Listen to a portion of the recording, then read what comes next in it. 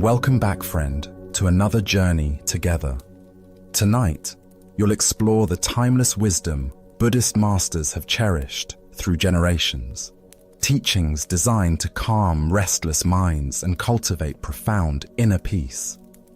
Before we start, feel free to share where you're listening from and the time in your part of the world. I've carefully selected a collection of powerful Zen stories, each offering potent insights that awaken your innate ability to let go of anxiety and stress.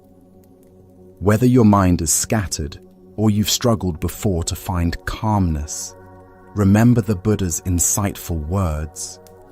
All that we are is the result of what we have thought. With our thoughts, we make the world. As we journey tonight through encounters between curious students and wise masters, you'll notice something remarkable beginning to happen. The weight of tension will gently lift from your shoulders, your breathing will effortlessly deepen, and you'll find yourself drifting naturally toward a state of deep, healing tranquility. Find comfort now. Allow yourself to fully surrender to the quiet power of this moment. Take one intentional breath with me, and as you exhale, recognize that you've opened a gateway into timeless wisdom that's patiently awaited your arrival across the ages. Now let us begin with our first story. This timeless story is about the nature of true understanding and the journey beyond conceptual thinking. This is the sound of one hand. In the ancient halls of Kenin Temple, where golden light filtered through paper screens and the scent of incense drifted through quiet corridors, there lived a master known as Mokurai, whose name meant silent thunder. Despite his fearsome reputation for wisdom, Mokurai had grown fond of a 12-year-old boy named Toyo, whose bright eyes and eager spirit reminded him of his own early days on the path. Each morning and evening, Toyo watched the older disciples file solemnly into Mokurai's private chamber for Sanzen, the intimate guidance sessions where masters presented koans to students. These paradoxical riddles were designed to exhaust the thinking mind and open doorways to direct insight. Toyo's heart burned with curiosity about these mysterious teachings. "Master," Toyo said one day, bowing deeply, "I wish to receive Sanzen instruction like the other students." Mokurai studied the boy's earnest face. "Wait a while," he said gently. "You're too young for such practices." But Toyo's persistence was as steady as mountain stones. Day after day, he returned with the same request, until finally, Mokurai consented with a slight smile. That evening, little Toyo approached the threshold of his master's chamber with reverent care. He struck the brass gong to announce his presence, its sound echoing through the temple halls. 3 times he bowed outside the door before entering and taking his place before Mokurai in respectful silence. "You can hear the sound of 2 hands when they clap together," Mokurai said, his voice carrying the weight of centuries of teaching. "Now, show me the sound of 1 hand." Toyo bowed deeply and retreated to his small room to contemplate this puzzle.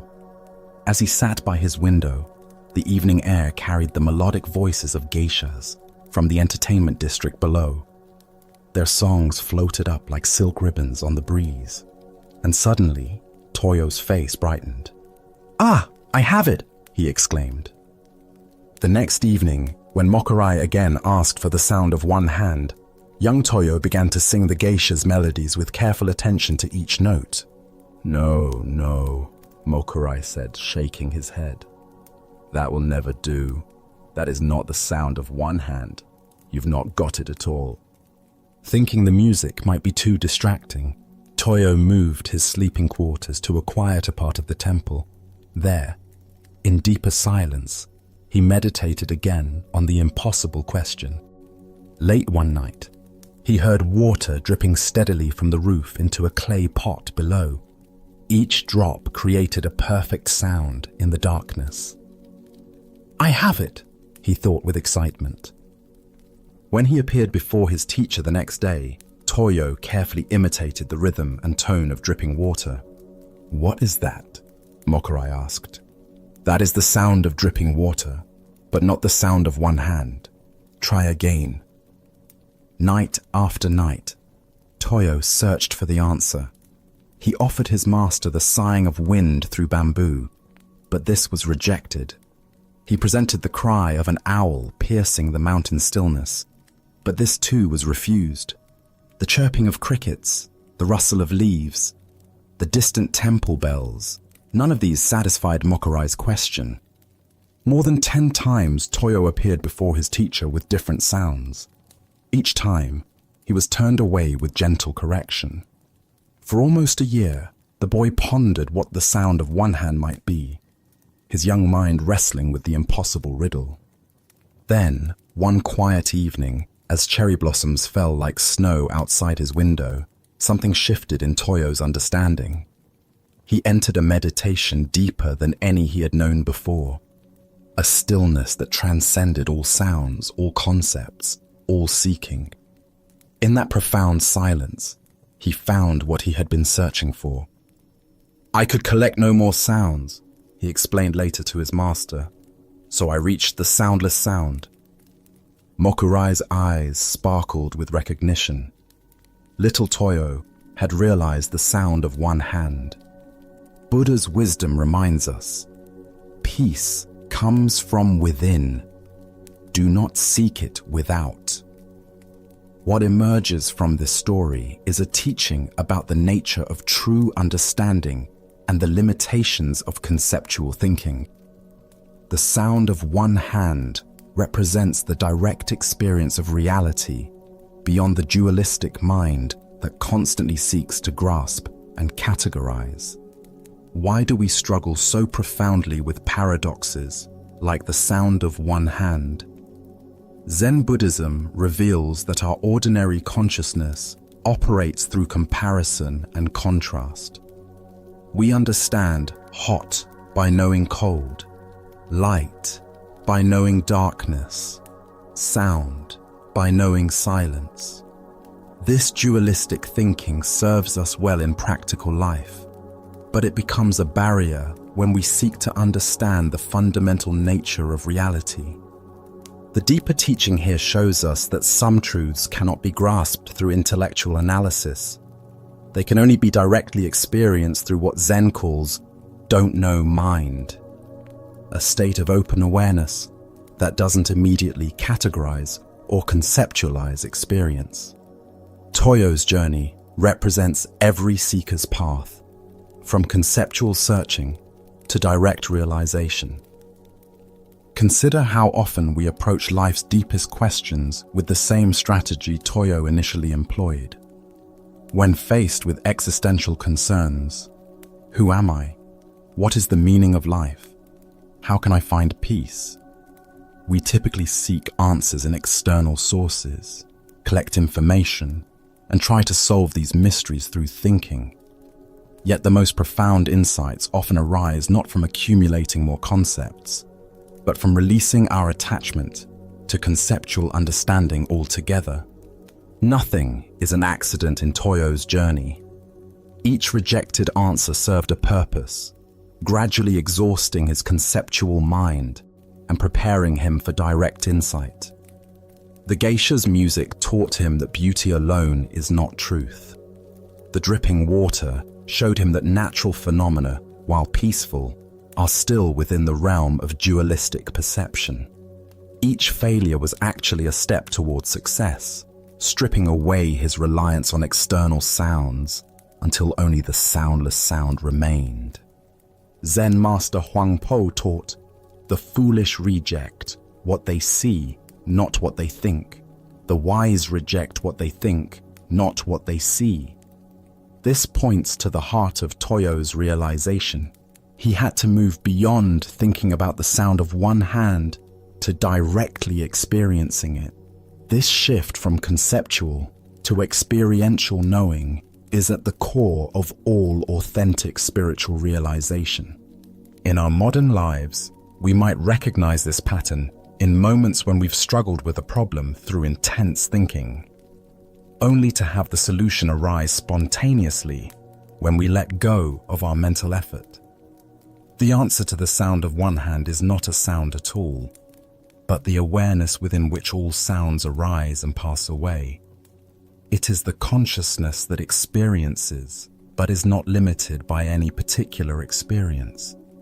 The Buddha said, "However many holy words you read, however many you speak, what good will they do you if you do not act upon them?" Toyo's story reminds us that spiritual understanding must move beyond intellectual knowledge to direct realization. The sound of one hand cannot be learned from books or explained in words. It must be discovered through the direct experience of our own aware presence. This teaching has immediate relevance for anyone seeking deeper meaning in life. Instead of constantly seeking external validation or accumulating more information, we can learn to rest in the awareness that observes all experience. This is not a passive state, but a dynamic presence that meets each moment with fresh openness rather than preconceived notions. Tonight, as you rest in the quiet of this moment, can you sense the awareness that experiences but is not limited by any particular experience? This is your own soundless sound, the consciousness that has been present through every moment of your life, witnessing all changes while remaining unchanged itself. As the Buddha taught, look within, you are the Buddha. The sound of one hand is not something exotic or distant. It is the most intimate reality, your own awakened nature, always present, always available, waiting to be recognized in the silence between thoughts. As we continue our journey through the wisdom of Zen Buddhism, let us turn to a story about the ultimate freedom that comes from transcending our identification with the physical body. This is the hot pyre. In a mountain monastery where morning mist clung to ancient pine trees and the sound of temple bells echoed across valleys, there lived a remarkable Zen nun named Eshun. For over 60 years, she had walked the path of awakening with unwavering dedication, her presence radiating the deep peace that comes from a life fully devoted to truth.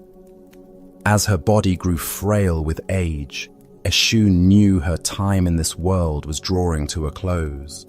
Rather than waiting passively for death to find her, Eshun chose to meet it with the same mindful intention she had brought to every aspect of her practice.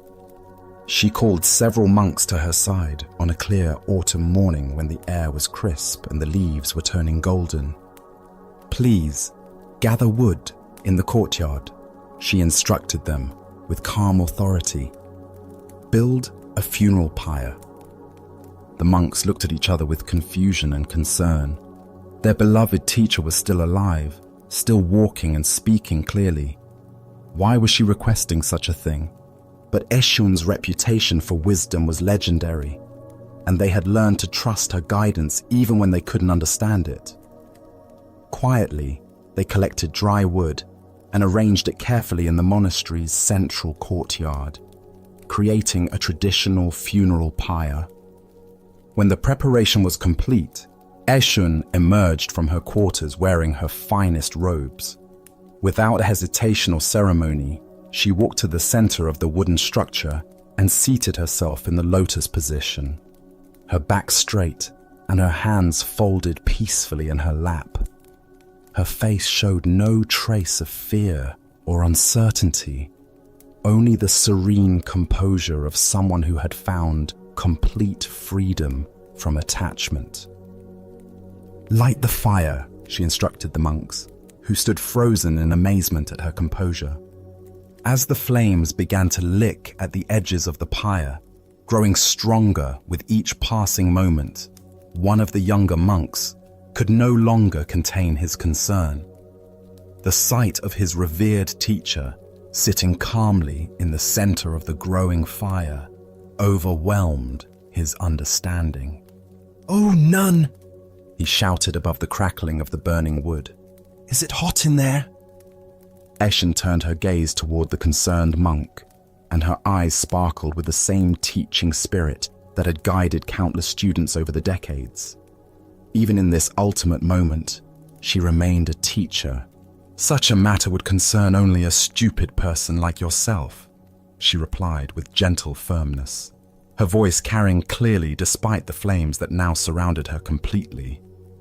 The fire grew higher, and Ishan passed away in perfect peace, leaving behind a teaching that would echo through the centuries.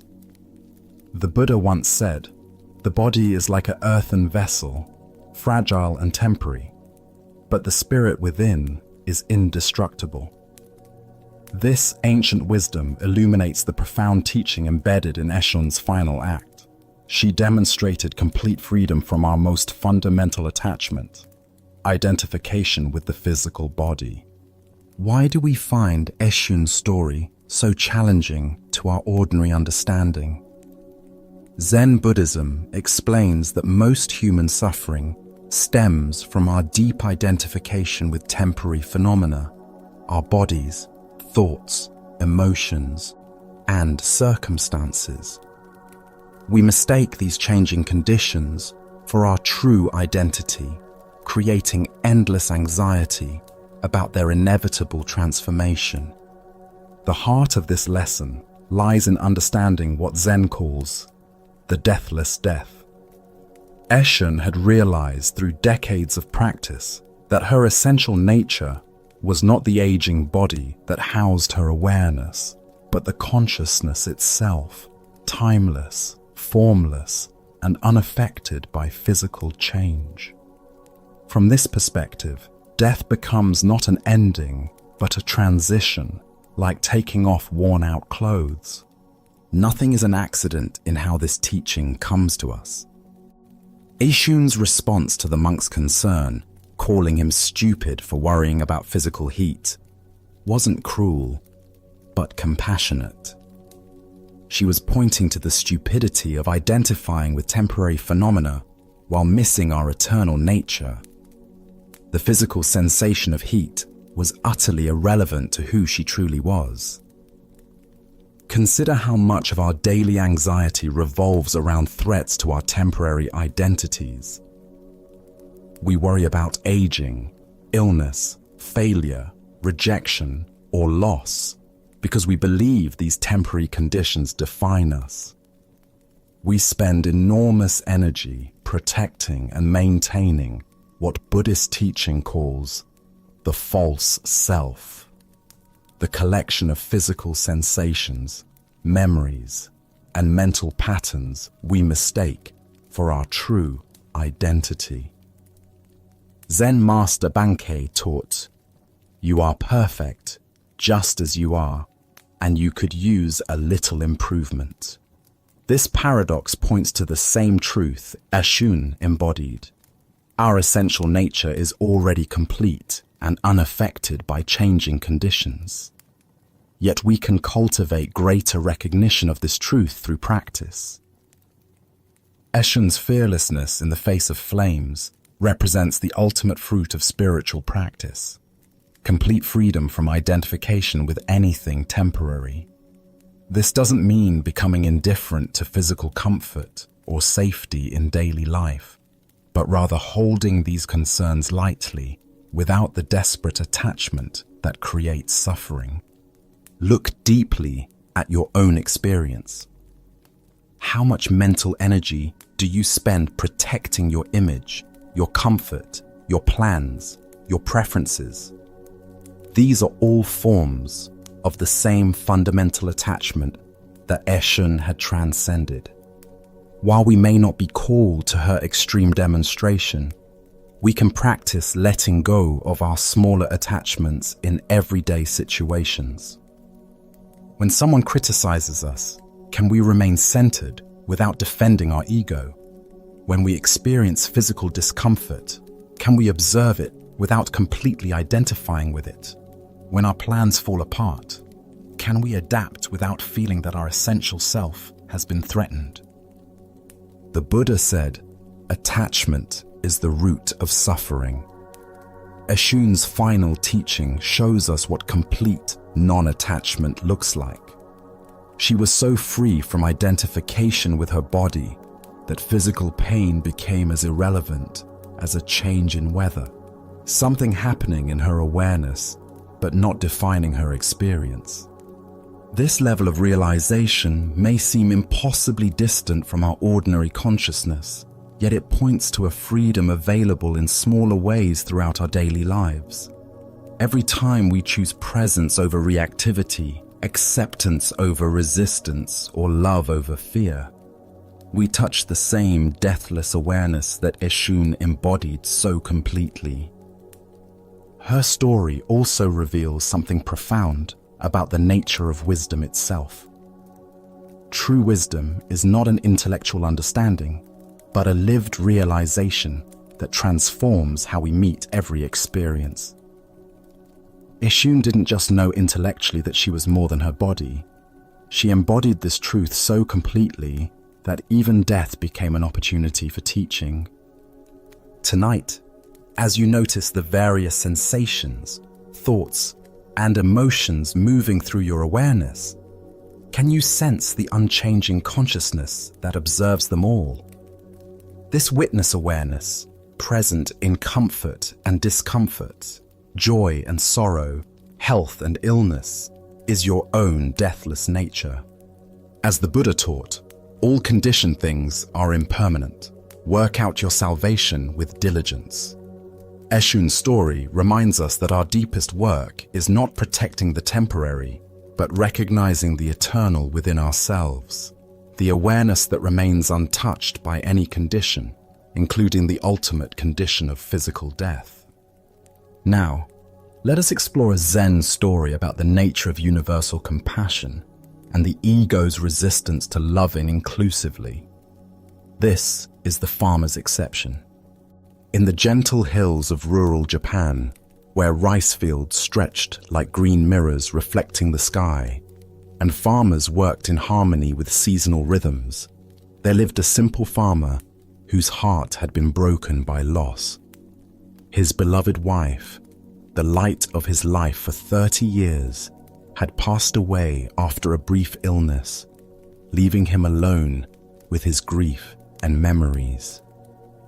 Seeking comfort in his sorrow, the farmer approached a Tendai priest, known for his wisdom and compassionate heart. The priest lived in a small temple nestled among bamboo groves, where the sound of wind through the leaves created a natural symphony of peace. "Honored teacher," the farmer said, bowing deeply, "my wife has died, and my heart is heavy with sorrow. Would you please recite sutras for her soul? I wish to ensure that she gains merit from your prayers." The priest's eyes filled with understanding. He had seen many grieving hearts and knew the profound need to feel that love continues beyond death. "Of course," he replied gently, "it would be my honor to recite sutras for your dear wife." For the next hour, the priest chanted ancient prayers in his melodious voice, the sacred words floating through the temple like invisible light. The farmer listened with deep reverence, feeling that each syllable carried his love across the boundary of death to his beloved. When the recitation was complete, the farmer looked up with questioning eyes. "Venerable one, do you think my wife will truly gain merit from these prayers?" The priest smiled with infinite gentleness. "Not only your wife, but all sentient beings will benefit from the recitation of sutras. When we offer prayers with sincere hearts, the merit naturally flows out to embrace every living creature, every person, every animal, every being capable of suffering and joy." The farmer's brow furrowed as he considered this. While the idea of universal benefits seemed generous, it also troubled him. "If you say all sentient beings will benefit," he said slowly, "then my wife may be very weak in the spirit world, and others might take advantage of her, getting the benefit that should rightfully be hers. Could you please recite sutras just for her alone?" The priest's expression remained patient and kind. "Dear friend, this is the very essence of Buddhist teaching, to offer blessings and wish merit for every living being. True compassion knows no boundaries. When we pray for all beings, we align ourselves with the Buddha's own infinite heart." The farmer nodded thoughtfully, appearing to accept this explanation. "That is indeed a fine teaching," he said. "I can see the wisdom in blessing all beings with merit." But then his face darkened slightly, and he leaned forward with a conspiratorial whisper.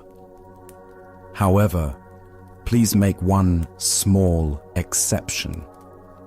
I have a neighbor who has been rough and mean to me for years. He insults my farming methods, lets his animals eat my crops, and speaks badly of me in the village. Just exclude him from all those sentient beings when you pray."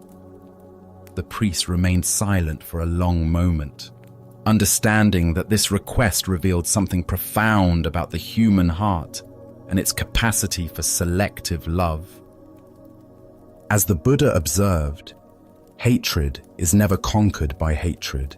Hatred is only conquered by love. The deeper teaching here shows us how the ego creates exceptions to universal compassion, drawing circles around who deserves our love and kindness. Why do we find it so natural to make exceptions like the farmers? Zen Buddhism reveals that our ordinary consciousness operates through a fundamental dualism that divides the world into us and them, deserving and undeserving, friend and enemy. This divisive thinking feels natural because it served our ancestors' survival needs, but it becomes a spiritual obstacle when we seek to cultivate genuine compassion. Nothing is an accident in how this story unfolds. The farmer's grief for his wife demonstrates his capacity for profound love, yet his resentment toward his neighbor shows how that same heart can close when faced with someone who has caused him pain. This contradiction exists within all of us. We can love deeply and exclude freely, often in the same moment. Look deeply at your own experience of love and compassion. How easily do you extend kindness to family members versus strangers? How quickly does your heart close when someone treats you unfairly?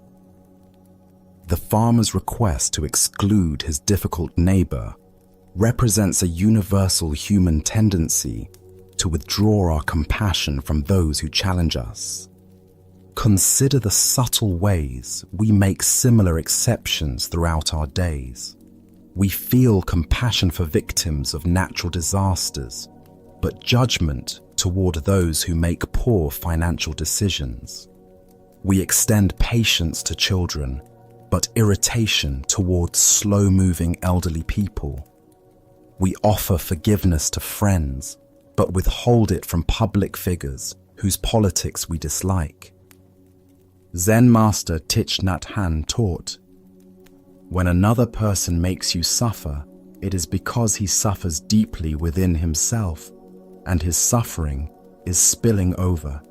He does not need punishment. He needs help." This perspective transforms how we see the farmer's difficult neighbor. Perhaps his meanness stems from his own unhealed wounds, his own fear and pain manifesting as aggression. The Buddha said, "If you truly loved yourself, you would never harm another." This reveals why true compassion must be universal rather than selective. When we exclude someone from our circle of care, we actually harm ourselves by maintaining the very divisive thinking that creates suffering in the first place. The farmer's request also illuminates something profound about the nature of merit and spiritual benefit. In Buddhist understanding, genuine merit cannot be hoarded or distributed selectively. It flows naturally from sincere practice, benefiting all beings whether we intend it or not, like the light of a candle that illuminates everything around it without discrimination. This teaching has immediate practical applications in our daily lives. Every time we catch ourselves making exceptions to our compassion, every time we justify withholding kindness from someone who has hurt us, we can remember the farmer's story and ask ourselves, what would happen if I included this person in my circle of care? This doesn't mean becoming passive or failing to set appropriate boundaries with difficult people. Rather, it means maintaining an inner stance of goodwill, even toward those whose behavior we cannot accept. We can oppose harmful actions while still recognizing the humanity and inherent worth of those who perform them. The priest's patient response to the farmer's request demonstrates skillful compassion. He doesn't lecture or shame the farmer for his very human desire to exclude his enemy. Instead, he embodies the inclusive love he teachings, showing through his own example what universal compassion looks like in practice. Tonight, as you reflect on the relationships in your life, can you notice where you've drawn boundaries around your compassion? Is there someone you've excluded from your circle of care because of past hurts or current conflicts? What would it feel like to include them in your silent well wishes, not because they deserve it, but because universal love allows for no exceptions? As the Buddha taught, hatred does not cease by hatred, but only by love. This is the eternal rule. The farmer's story reminds us that our spiritual work is not to perfect others, but to perfect our own capacity for boundless compassion. A love so vast it has no exceptions, no exclusions, no fine print. Let us continue on our journey with a story about the difference between knowledge and wisdom, between teaching others and transforming ourselves. This is a mother's advice. In the scholarly halls of a prestigious monastery during the Tokugawa era, when learning and literature flourished throughout Japan, there lived a young Shingon master named Jiyu. Brilliant and ambitious, he had become renowned as one of the finest Sanskrit scholars of his generation. Ancient texts that puzzled other monks opened their secrets to his keen intellect, and his reputation for wisdom spread far beyond the monastery walls. Jiyu particularly excelled at delivering lectures to his fellow students. In the monastery's main hall, where scrolls of sacred texts lined the walls and afternoon light streamed through rice paper windows, he would hold court with confidence and eloquence.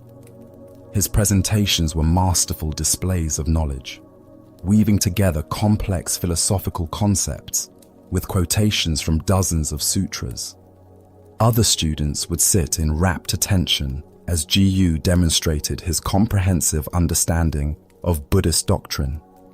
Word of her son's scholarly achievements eventually reached Jiyu's elderly mother, who lived in a simple cottage in the mountains.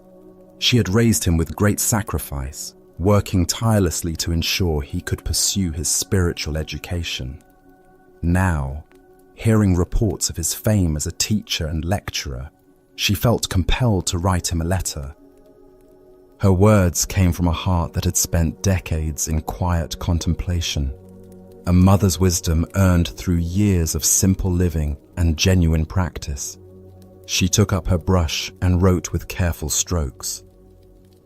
"My dear son, I do not think you became a devotee of the Buddha because you desired to turn into a walking dictionary for others.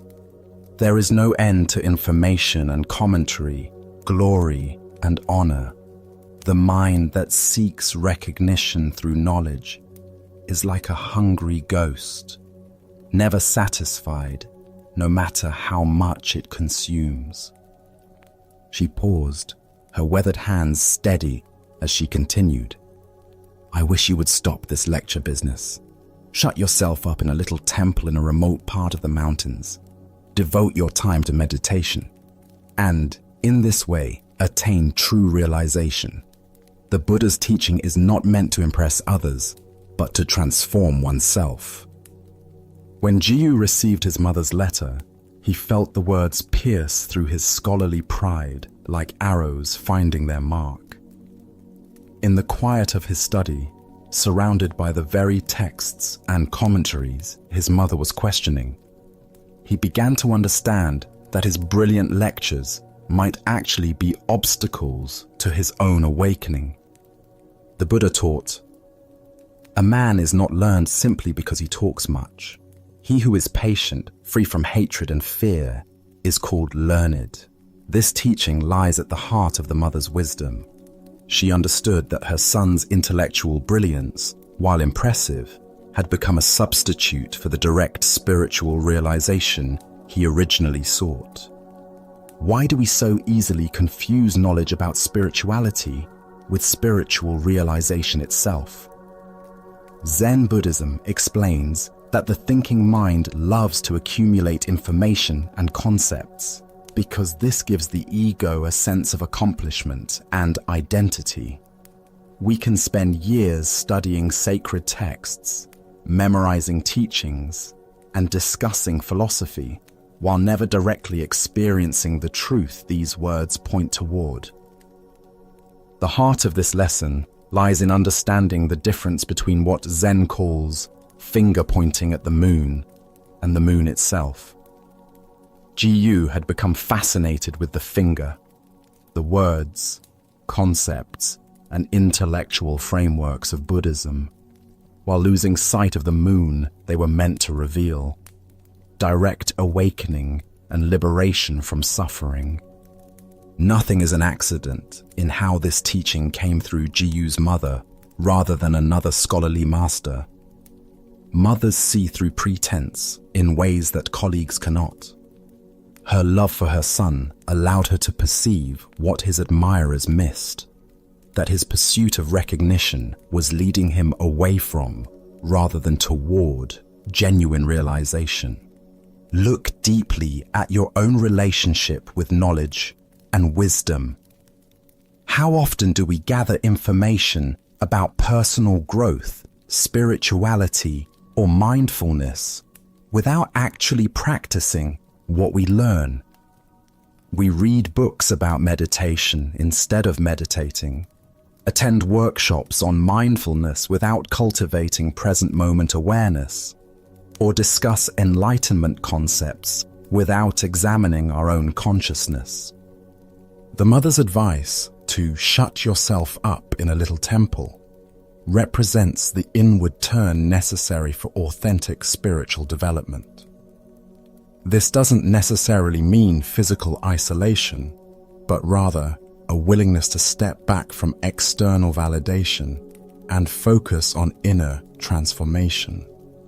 It means choosing practice over performance, depth over breadth, being over knowing. Zen master Dogen taught, to study the Buddha way is to study the self. To study the self is to forget the self. Jiyu's lecturing had become a way of studying Buddhist concepts without studying himself. His mother's wisdom redirected him toward the more challenging work of self-examination and direct experience. Consider how this pattern manifests in modern life. We attend personal development seminars and leave feeling inspired but unchanged. We share wisdom quotes on social media while struggling with the same internal conflicts. We give advice to others about problems we haven't resolved in ourselves. Like Jiyu, we can become walking dictionaries of insights that haven't penetrated our actual experience. The Buddha said, "Better than 1,000 hollow words is one word that brings peace."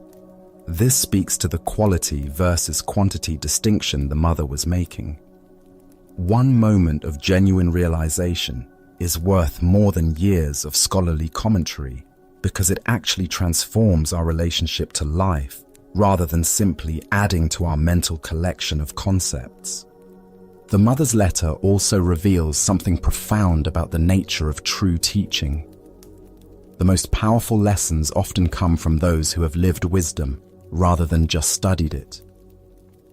Her simple, direct advice cut through all of Jiyu's sophisticated philosophical knowledge to address what really mattered: his spiritual development. This story illuminates why Zen emphasizes direct experience over intellectual understanding. Reading about water doesn't quench thirst, and studying maps doesn't constitute traveling. Similarly, learning about enlightenment is entirely different from the direct recognition of our own awakened nature. The mother's suggestion that Jiyu practice in a remote part of the mountains points to the value of solitude in spiritual development. Away from the applause and recognition that fed his ego, he could encounter himself more directly. In solitude, there's no audience to impress, no reputation to maintain, only the raw honesty of facing our own mind. Tonight, as you consider your own spiritual journey, can you distinguish between your intellectual understanding and your lived wisdom? Are there teachings you can discuss eloquently but haven't yet embodied? What would change if you shifted your focus from learning more to practicing more deeply what you already know? As the Buddha taught, an ounce of practice is worth more than tons of preaching. Jiyu's mother understood that her son's true calling was not to become a celebrated teacher, but to become authentically awake. Her loving intervention redirected him from the endless pursuit of knowledge toward the direct realization that transforms not just understanding, but being itself. Our next story reveals the profound wisdom that emerges from disciplined daily practice and the integration of spiritual principles into every aspect of life. This is Soyen Shaku's rules. At the turn of the 20th century, when East first met West in the realm of spiritual teaching, there lived a remarkable Zen master named Soyen Shaku. He held the unique distinction of being the first Zen teacher to bring the ancient wisdom of Buddhism to American soil, crossing oceans not just physically, but culturally, carrying timeless truths into a rapidly modernizing world. Soyen Shaku was a man of striking contradictions that perfectly embodied the Zen spirit. His presence radiated both fierce intensity and gentle compassion, qualities he captured in his own words. "My heart burns like fire, but my eyes are as cold as dead ashes." This was not the coldness of indifference, but the clarity of a mind unattached to outcomes, watching the dance of life with perfect equanimity while engaging it with passionate commitment. Despite his profound realizations and growing fame as a teacher, Soyen Shaku understood that enlightenment without discipline is merely an intellectual concept. True awakening must be lived moment by moment, breath by breath, through the countless small choices that make up each day.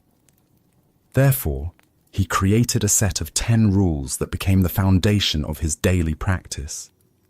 Each morning before dawn, while the world still slept in darkness, Soyen Shaku would light incense in his simple room and sit in meditation. This was not mere ritual, but a daily recommitment to presence, a way of beginning each day by returning to the source of all awareness. He retired at the same hour each night, understanding that rhythm creates the container within which spiritual practice can flourish. His relationship with food was equally disciplined, eating at regular intervals with careful moderation, never allowing himself to reach the point of complete satisfaction. This wasn't asceticism for its own sake, but recognition that a body and mind kept slightly empty remain more alert and responsive to subtle spiritual insights. Perhaps most remarkably, Soyen Shaku maintained perfect consistency in his interactions with others. He received guests with the same centered presence he maintained when alone. And when alone, he preserved the same gracious attention he offered to visitors. This meant that his spiritual practice wasn't compartmentalized into meditation periods, but extended seamlessly through every human encounter. His relationship with speech was equally mindful. He watched his words carefully, and whatever he said, he practiced faithfully.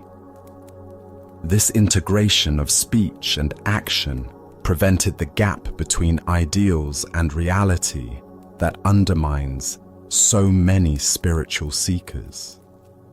When opportunities arose, he moved decisively without hesitation, yet always with careful consideration. He had learned to act from wisdom rather than impulse, engaging life fully while maintaining deep discernment. He refused to waste energy on regret about the past, instead keeping his attention focused on the future and the present moment's possibilities. Most beautifully, Soyen Shaku embodied what he called the fearless attitude of a hero and the loving heart of a child.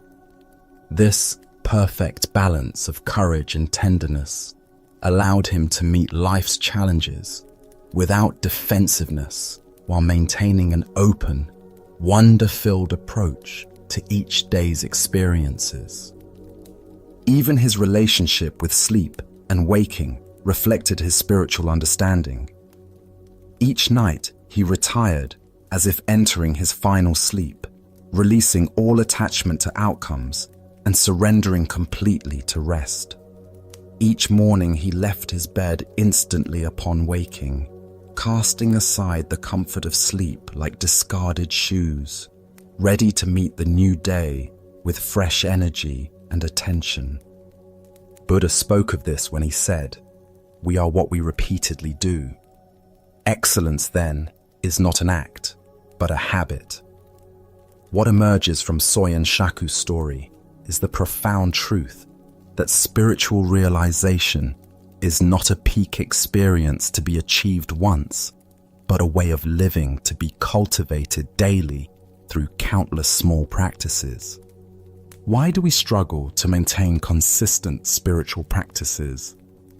Zen Buddhism explains that the untrained mind seeks dramatic experiences and immediate results, missing the transformative power of simple repetition. We want enlightenment to be a mountain peak we climb once rather than a garden we tend daily. Yet every mature spiritual tradition emphasizes that sustained practice, not peak experiences, creates lasting transformation. Nothing is an accident in how Soyen Shaku structured his rules around the most ordinary aspects of daily life: waking, eating, speaking, sleeping, and interacting with others. He understood that these mundane activities, when performed with mindful attention, become gateways to the sacred. True spiritual practice doesn't require dramatic rituals or exotic techniques. It requires bringing complete presence to whatever we're already doing. The deeper teaching here shows us that discipline and freedom are not opposites, but partners. Soyen Shaku's rules didn't limit his spontaneity. They created the stable foundation from which genuine spontaneity could emerge. Like a jazz musician who practices scales daily in order to improvise freely, spiritual practitioners use discipline to create space for authentic expression. Consider how this applies to modern life. We often resist routine, seeing it as boring or restrictive. Yet Soyen Shaku's example reveals that conscious routine can become a form of moving meditation, transforming ordinary activities into opportunities for awakening. Each time we eat with awareness, speak with integrity, or transition mindfully between activities, we strengthen our capacity for presence. Look deeply at your own daily patterns. How much of your day is spent on autopilot, going through motions without genuine attention? Soyen Shaku's rules suggest that every moment offers an opportunity for practice. The way we wake up, the attention we bring to meals, the consistency of our sleep schedule, all become expressions of our spiritual commitment. Zen Master Yunmen taught, "Every day is a good day." This doesn't mean every day is pleasant, but that every day offers opportunities for awakening. Soyen Shaku's rules created a framework for recognizing and utilizing these opportunities. His practice wasn't separate from his life. It was the conscious living of his life. The integration of fearless attitude and loving heart in Soyen Shaku's approach reveals something profound about mature spirituality. Spiritual practice doesn't make us soft or passive. Rather, it develops both the courage to meet life's challenges directly and the tenderness to respond with compassion. This combination of strength and gentleness appears in every authentic spiritual teacher. His approach to speech, watching what he said and practicing what he spoke, addresses one of our most common spiritual challenges. How often do we speak ideals we don't live or make commitments we don't keep? Soyen Shaku's integrity between word and action prevented the internal conflict that weakens spiritual resolve. The Buddha said, "The path is not in the sky, the path is in the heart." Soyen Shaku's rules demonstrate that this path is walked through the most ordinary activities when they are performed with extraordinary presence. His daily routine became a continuous meditation, a way of remaining connected to awakened awareness throughout all activities. Tonight, as you consider your own daily rhythms, what would change if you approached routine activities as spiritual practice?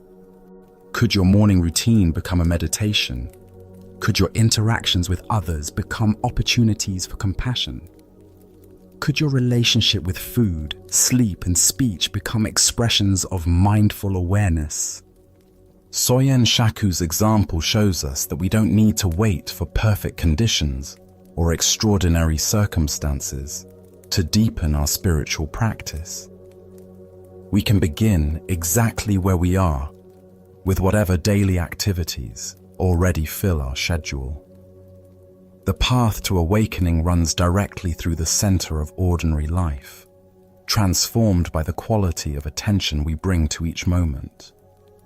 As the Buddha taught, drop by drop is the water pot filled.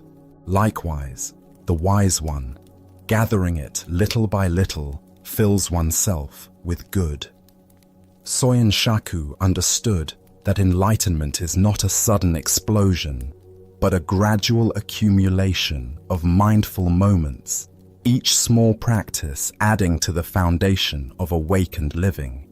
His 10 rules became his daily way of filling the water pot of wisdom, one conscious choice at a time. Let us continue on our journey with a teaching about the dangerous gap between conceptual understanding and lived experience. This is the story of the one-eyed monk and the silent debate. In ancient China, when traveling monks wandered from monastery to monastery seeking teachings and testing their understanding, a particular custom had developed among Zen communities. Before a wandering monk could receive lodging for the night, he had to engage in what was called Dharma combat, with either the abbot or a designated representative. This wasn't physical fighting, but a contest of spiritual wit and understanding, where profound questions and paradoxical answers revealed the depth of each participant's realization. At one renowned monastery nestled in bamboo forests, a travel-worn monk arrived as evening shadows began to lengthen across the courtyards. His robes were dusty from mountain paths, his straw sandals worn thin, but his eyes carried the alert brightness of someone genuinely seeking deeper understanding. The abbot, busy with evening duties, assigned his personal attendant to conduct the traditional Dharma encounter. This attendant had served the monastery faithfully for many years, though he possessed what others might consider a disadvantage. He had lost one eye in an accident during his youth. Despite this physical limitation, or perhaps because of the clarity it had brought to his inner vision, he had developed profound insight into the Buddha's teachings. When the two monks met in the monastery's formal reception hall, the traveling monk proposed something unusual. "Let us engage in silent debate," he suggested, gesturing with his hands to indicate they would communicate through gestures alone rather than words. Sometimes the deepest truths transcend language altogether. The attendant nodded agreement, and they began their wordless exchange. The wayfarer raised one finger toward the ceiling, holding it steady with an expression of calm confidence. Without hesitation, the attendant responded by raising two fingers. The traveling monk, seeming pleased by this response, then raised 3 fingers. At this, the attendant surprised him by making a tight fist and holding it firmly in the space between them. The traveling monk's confident expression faltered. For a moment, he stared at the clenched fist, his face showing confusion and something approaching alarm. Then, without attempting any further gestures, he bowed quickly and left the hall. Soon afterward, he found the abbot and spoke with obvious respect and disappointment. "Venerable Sir, your representative is far too advanced for me. I must continue my journey rather than presume to stay in your monastery tonight." The abbot raised his eyebrows with interest. "Please, tell me what transpired in your exchange." "Well," the traveler explained earnestly, "I began by holding up one finger to symbolize the Buddha, the awakened one who showed us the path to enlightenment. But your monk immediately responded with 2 fingers, indicating the Buddha and the Dharma, both the teacher and the teachings he offered. So I raised 3 fingers to represent the complete triple gem: the Buddha, the Dharma, and the Sangha, the community of practitioners. But then he held up a clenched fist to show that all 3 are actually one unified reality. His understanding is clearly beyond mine, so I must seek instruction elsewhere before I could be worthy of staying here." The abbot listened to this interpretation with growing surprise, for he knew his attendant's character well. As the traveling monk departed into the gathering dusk, the attendant himself appeared, visibly agitated and breathing hard from running. "Where is that insolent rascal?" he demanded, his single eye blazing with indignation. "I've been looking everywhere for him. The nerve of that man. I've never encountered such rudeness disguised as spiritual inquiry." "What exactly happened?" the abbot asked, genuinely curious now about what had transpired between these 2 very different interpretations of the same event. "First," the attendant explained, his voice rising with remembered offense, "he insulted me by holding up one finger to indicate that I had only one eye. Can you imagine? Here I thought we were engaging in spiritual discourse, but he immediately drew attention to my physical limitation. Determined to remain polite despite such crudeness, I held up 2 fingers to acknowledge that he was blessed with 2 eyes. I was trying to show that I bore him no ill will for his thoughtless comment." The attendant paused to catch his breath, his agitation increasing as he continued. But the scoundrel wasn't satisfied with that insult. Next, he held up 3 fingers to rub it in further, indicating that between the two of us, there were only 3 eyes total. He was deliberately emphasizing our difference, making sure I couldn't forget my disability. That's when I'd had enough. I made a fist because I was about to hit him for his persistent rudeness. But the coward saw what was coming and ran off before I could teach him proper manners. The abbot stood in stunned silence, contemplating this remarkable demonstration of how 2 people could participate in identical events while inhabiting completely different realities. The Buddha taught, "We see the world not as it is, but as we are." This profound truth reveals itself in the complete misunderstanding between our 2 monks, each of whom experienced the exact same gestures while living in entirely different interpretations of reality. Why do we so often project our own concerns, insecurities, and assumptions onto neutral situations? Zen Buddhism points to what it calls the 8 worldly winds: praise and blame, pleasure and pain, gain and loss, fame and disgrace. These psychological forces create internal weather systems that color our perception of everything around us. The attendant's sensitivity about his missing eye created a filter through which every gesture became a personal attack. His past experiences of being judged or pitied for his appearance had created such a strong interpretive framework that he couldn't perceive any other possible meaning in the traveler's hand signals. Similarly, the traveling monk's spiritual preoccupations caused him to see profound Dharma teachings in what were actually expressions of wounded feelings and growing anger. His framework of seeking enlightened instruction made him interpret increasingly aggressive gestures as increasingly sophisticated wisdom. Look deeply at your own patterns of interpretation. How often do your current worries, past hurts, or persistent hopes cause you to misread situations completely? Perhaps someone's distracted behavior becomes evidence they don't like you when they're actually concerned about a family member's health. Maybe a colleague's helpful suggestion feels like criticism because you're insecure about your performance. This ancient wisdom illuminates how our internal state creates our external experience. Both monks were sincere in their perceptions, yet both were fundamentally mistaken about what was actually happening. Neither was lying or deliberately misinterpreting. They were simply seeing through the lens of their own psychological conditioning. The story points us toward a crucial question. How can we develop the capacity to see situations more clearly, less filtered through our personal concerns and interpretations? Zen practice offers several approaches to this challenge. First is what's called don't know mind.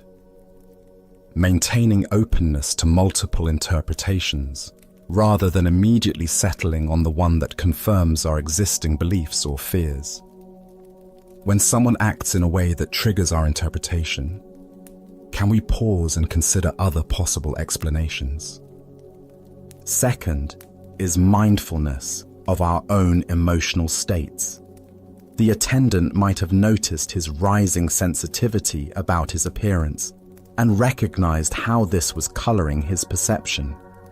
The traveler might have observed his eagerness to find profound teachings and questioned whether he was seeing wisdom where none existed. Zen Master Bankei taught, "Your everyday mind, that is the way." This teaching invites us to examine the very mind that creates these interpretations, rather than constantly trying to figure out the correct interpretation of external events. The Buddha said, "Hatred is never appeased by hatred in this world. By non-hatred alone is hatred appeased. This is a law eternal." If the attendant had met the traveler's perceived insults with curiosity rather than defensiveness, If the traveler had questioned his assumptions about enlightened behavior, their encounter might have become a genuine teaching for both. Tonight, as you replay conversations and interactions from your day, can you notice how your own concerns and sensitivities might have shaped your interpretations? Can you sense the difference between what actually happened and the meaning your mind added to those events? As the Buddha taught, peace comes from within. Do not seek it without. By understanding how our internal weather creates our external storms, we discover the possibility of clear seeing that serves both wisdom and compassion. Let us now explore a story about acceptance, natural cycles, and what true prosperity means. This is the teaching of the rich man and the master's blessing.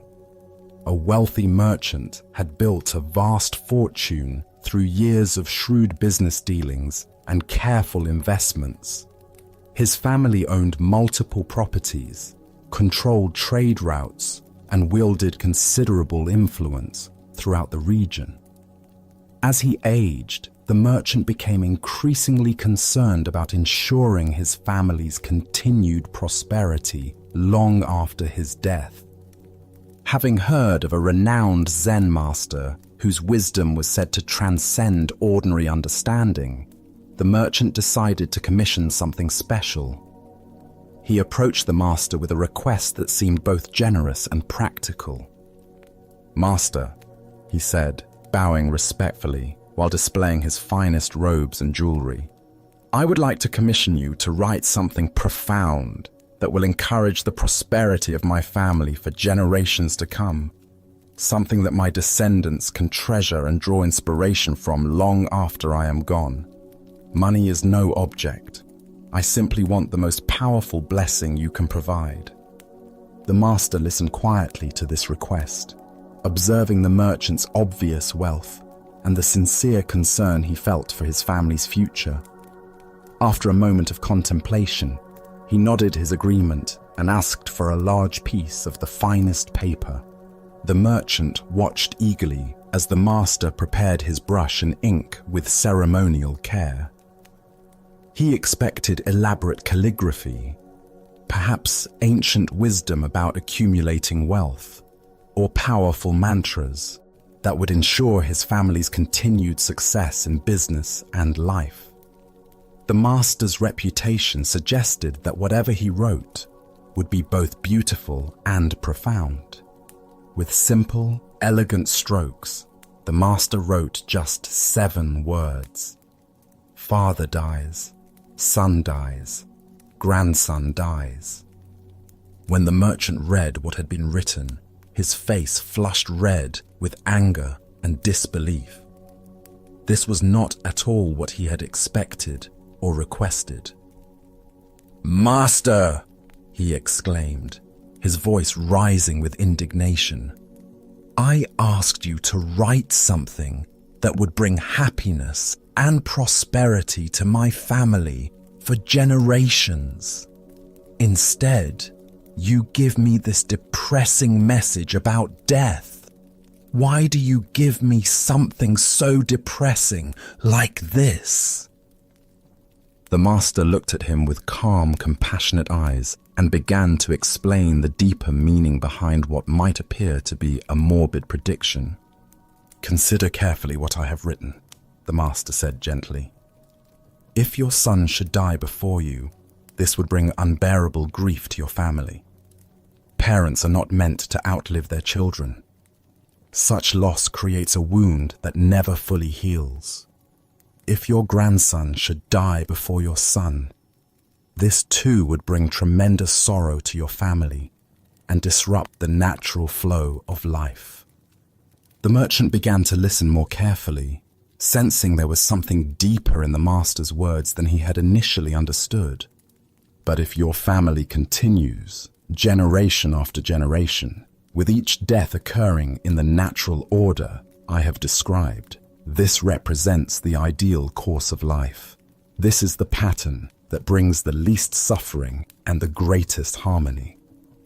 This natural succession, where each generation has time to live fully before passing responsibility to the next, is true happiness and genuine prosperity. As the Buddha taught, of all things, impermanence is the most sacred. This ancient wisdom illuminates why accepting the natural order of life and death creates more genuine peace than any accumulation of material wealth ever could. Why do we resist the fundamental reality that all things, including our own lives and those of our loved ones, are temporary? Zen Buddhism reveals that much of our suffering comes from fighting against impermanence rather than finding peace within its natural rhythms.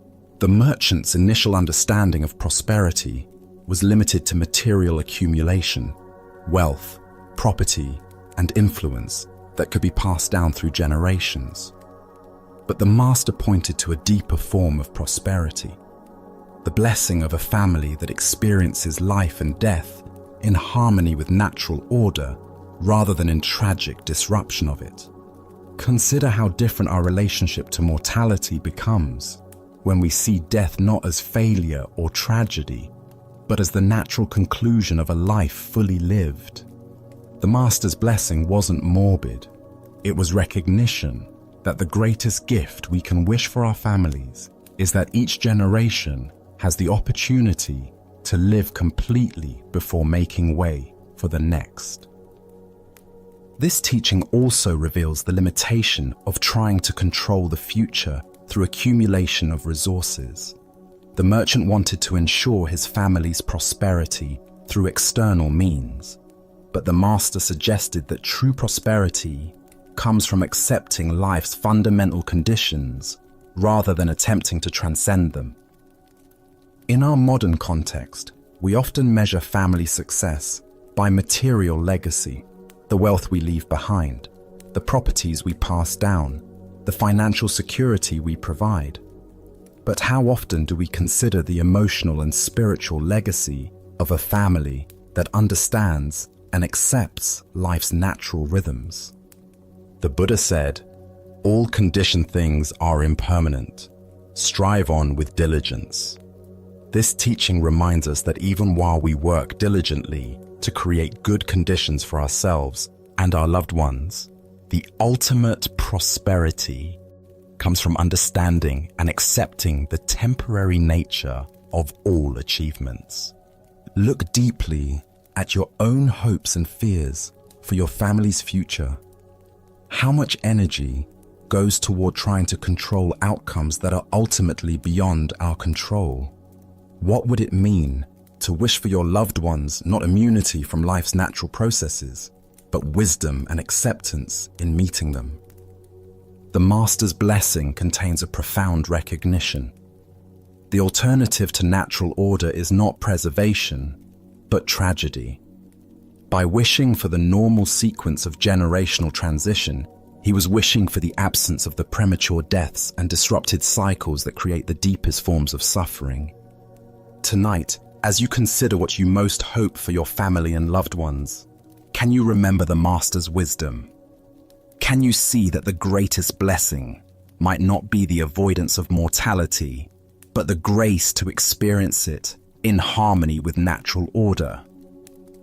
Buddha's wisdom reminds us, better than 1,000 hollow words is one word that brings peace. The Master's 7 words brought the merchant face to face with the ultimate reality that no amount of wealth can change: our participation in the endless cycle of birth, life, and death that characterizes all existence. True prosperity lies not in escaping this cycle, but in dancing gracefully within it. Now, let us explore a story about the patient path to wisdom and the paradox of urgent seeking. This is the teaching of the one-eyed student. In a peaceful valley surrounded by cherry trees, a young man had heard stories of a renowned Zen master whose students achieved profound realization through diligent practice. Filled with spiritual ambition and eager to transform his life, the young seeker traveled many days to reach the master's monastery, his mind burning with determination to attain enlightenment as quickly as possible. When he finally arrived, dusty from the road and bright with enthusiasm, he immediately sought an audience with the master. The old teacher received him in a simple room overlooking a garden, where monks moved slowly among vegetables and flowers, their movements unhurried and graceful. "Master," the young man said, bowing earnestly, "I have come to study Zen with complete dedication. I am willing to work harder than anyone has ever worked before. Tell me, if I apply myself with absolute diligence and unwavering effort, how long will it take for me to find Zen?" The master sat quietly for a long moment, watching the young man's eager face, noting the tension in his shoulders and the urgent energy that radiated from his posture.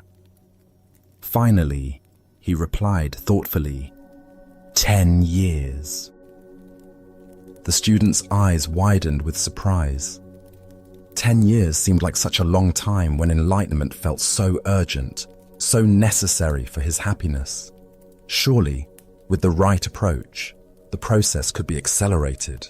"But master," he said, leaning forward intently, "what if I work very, very hard and really apply myself to learn fast?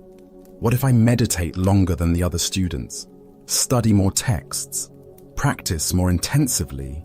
How long then?" The master considered this with the same careful attention, then replied calmly, "Well, 20 years. The young man's face showed his confusion and growing frustration. This made no sense at all. How could greater effort result in slower progress? Perhaps the master hadn't understood the depth of his commitment. "But master, I don't think you understand how serious I am about this," he said, his voice rising slightly with urgency. "What if I really, really work at it? What if I dedicate every waking moment to practice, sleep only when absolutely necessary, and push myself beyond all normal limits? Surely then I could achieve realization much faster. How long would it take then?" 30 years, the master replied without hesitation. By now, the student was completely bewildered and increasingly agitated. Nothing the master said made sense according to his understanding of how learning worked. In every other area of life, music, martial arts, scholarship, harder work produced faster results. Why should spiritual practice be different? "Master, I do not understand," he said, no longer able to hide his disappointment and confusion.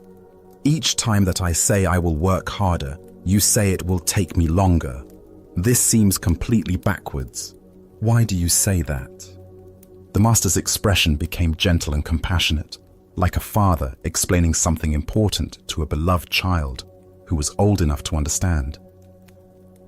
"When you have one eye on the goal, you only have one eye on the path," the master explained quietly. Ancient Buddhist wisdom tells us, the journey of 1,000 miles begins with one step. What emerges from this story is a profound teaching about the nature of spiritual progress and the paradox of goal-oriented seeking. Why does intense goal fixation actually slow our spiritual development? Zen Buddhism reveals several ways that excessive focus on attainment creates obstacles to realization. First is the problem of divided attention. When part of our consciousness is constantly measuring progress toward an imagined destination, we cannot fully inhabit the present moment practices that actually cultivate awakening. Consider learning to play a musical instrument. If you spend half your practice time obsessing about when you'll be good enough to perform publicly, that energy isn't available for the careful attention to finger placement, rhythm, and tone that develops skill. The music emerges through complete absorption in the present moment relationship between musician and instrument, not through anxious projection toward future competence. Second is what Zen calls gaining mind, the subtle grasping that turns spiritual practice into a transaction. When we practice meditation to get enlightenment, study texts to accumulate wisdom, or cultivate compassion to become better people, we're approaching the path as consumers rather than participants. This gaining mind creates a fundamental split between who we think we are now and who we imagine we need to become. The Buddha said, "What you are looking for is where you are looking from." This profound teaching points to the very heart of the Master's lesson. Zen is not something we attain, but something we recognize. It's not a destination we reach, but the very awareness with which we walk the path. This ancient wisdom illuminates why urgent spiritual seeking often becomes self-defeating. When we're frantically pursuing enlightenment, we're operating from the assumption that our present experience is somehow inadequate or incomplete. But Zen teaches that the seeking mind itself is the very awareness we're seeking to find. Look deeply at your own experience of learning and growth. Haven't your most profound insights often come when you weren't actively trying to have insights? Perhaps while walking in nature, washing dishes, or simply sitting quietly without agenda. These moments of natural awareness reveal what the Master was pointing toward. That wisdom emerges when we stop dividing our attention between here and there, now and then. Zen Master Huang Po taught, "Your everyday mind, that is the way." This teaching invites us to examine our relationship to spiritual practice itself. Are we practicing to become someone different, or are we practicing to recognize who we already are? Are we walking the path to get somewhere else, or are we discovering that the path itself is the destination? The student's error wasn't his desire for realization, but his assumption that it existed somewhere other than in his present moment experience. Each time he proposed working harder, he was actually moving further from the natural awareness that practice reveals. Like trying to catch your own shadow by running faster, the more urgently you chase it, the more it seems to flee. In Zen practice, we cultivate what's called just sitting. Meditation without gaining mind, without agenda, without dividing attention between practice and goal. This doesn't mean we become passive or lose our dedication. Instead, we bring wholehearted attention to each moment of practice, allowing insights to emerge naturally rather than forcing them through willful effort. Consider how this teaching might apply to other areas of your life. Perhaps in relationships, where trying too hard to be loved often pushes others away, or in creative work, where forcing inspiration typically produces stilted results, while relaxed attention allows natural creativity to flow. Tonight, as you notice your mind racing toward imagined destinations, the person you want to become, the peace you want to find, the understanding you want to achieve, can you remember the Master's teaching? Can you gently return both eyes to the path, discovering that the journey itself contains everything you thought you were seeking at its end? Buddha spoke of this when he said, "There is no way to happiness. Happiness is the way." By walking the path with undivided attention, we discover that what we thought lay at its end was present in every step. Now let us explore a story about the power of belief and the destiny we create through faith itself. This is the tale of the general and the coin that revealed truth. A Japanese general faced an impossible situation. His army was greatly outnumbered by enemy forces. The terrain favored his opponents, and by every conventional measure of military strategy, the coming battle should result in devastating defeat. Yet something deep within him remained convinced that victory was possible. Perhaps it was intuition, perhaps it was desperate hope, but he felt certain that his cause was just, and his troops, though fewer in number, possessed a fighting spirit that could overcome the odds. The problem was his soldiers. They could count as well as he could, and they had eyes to see the massive force arrayed against them. Fear rippled through their ranks like a contagion. Doubt clouded their faces.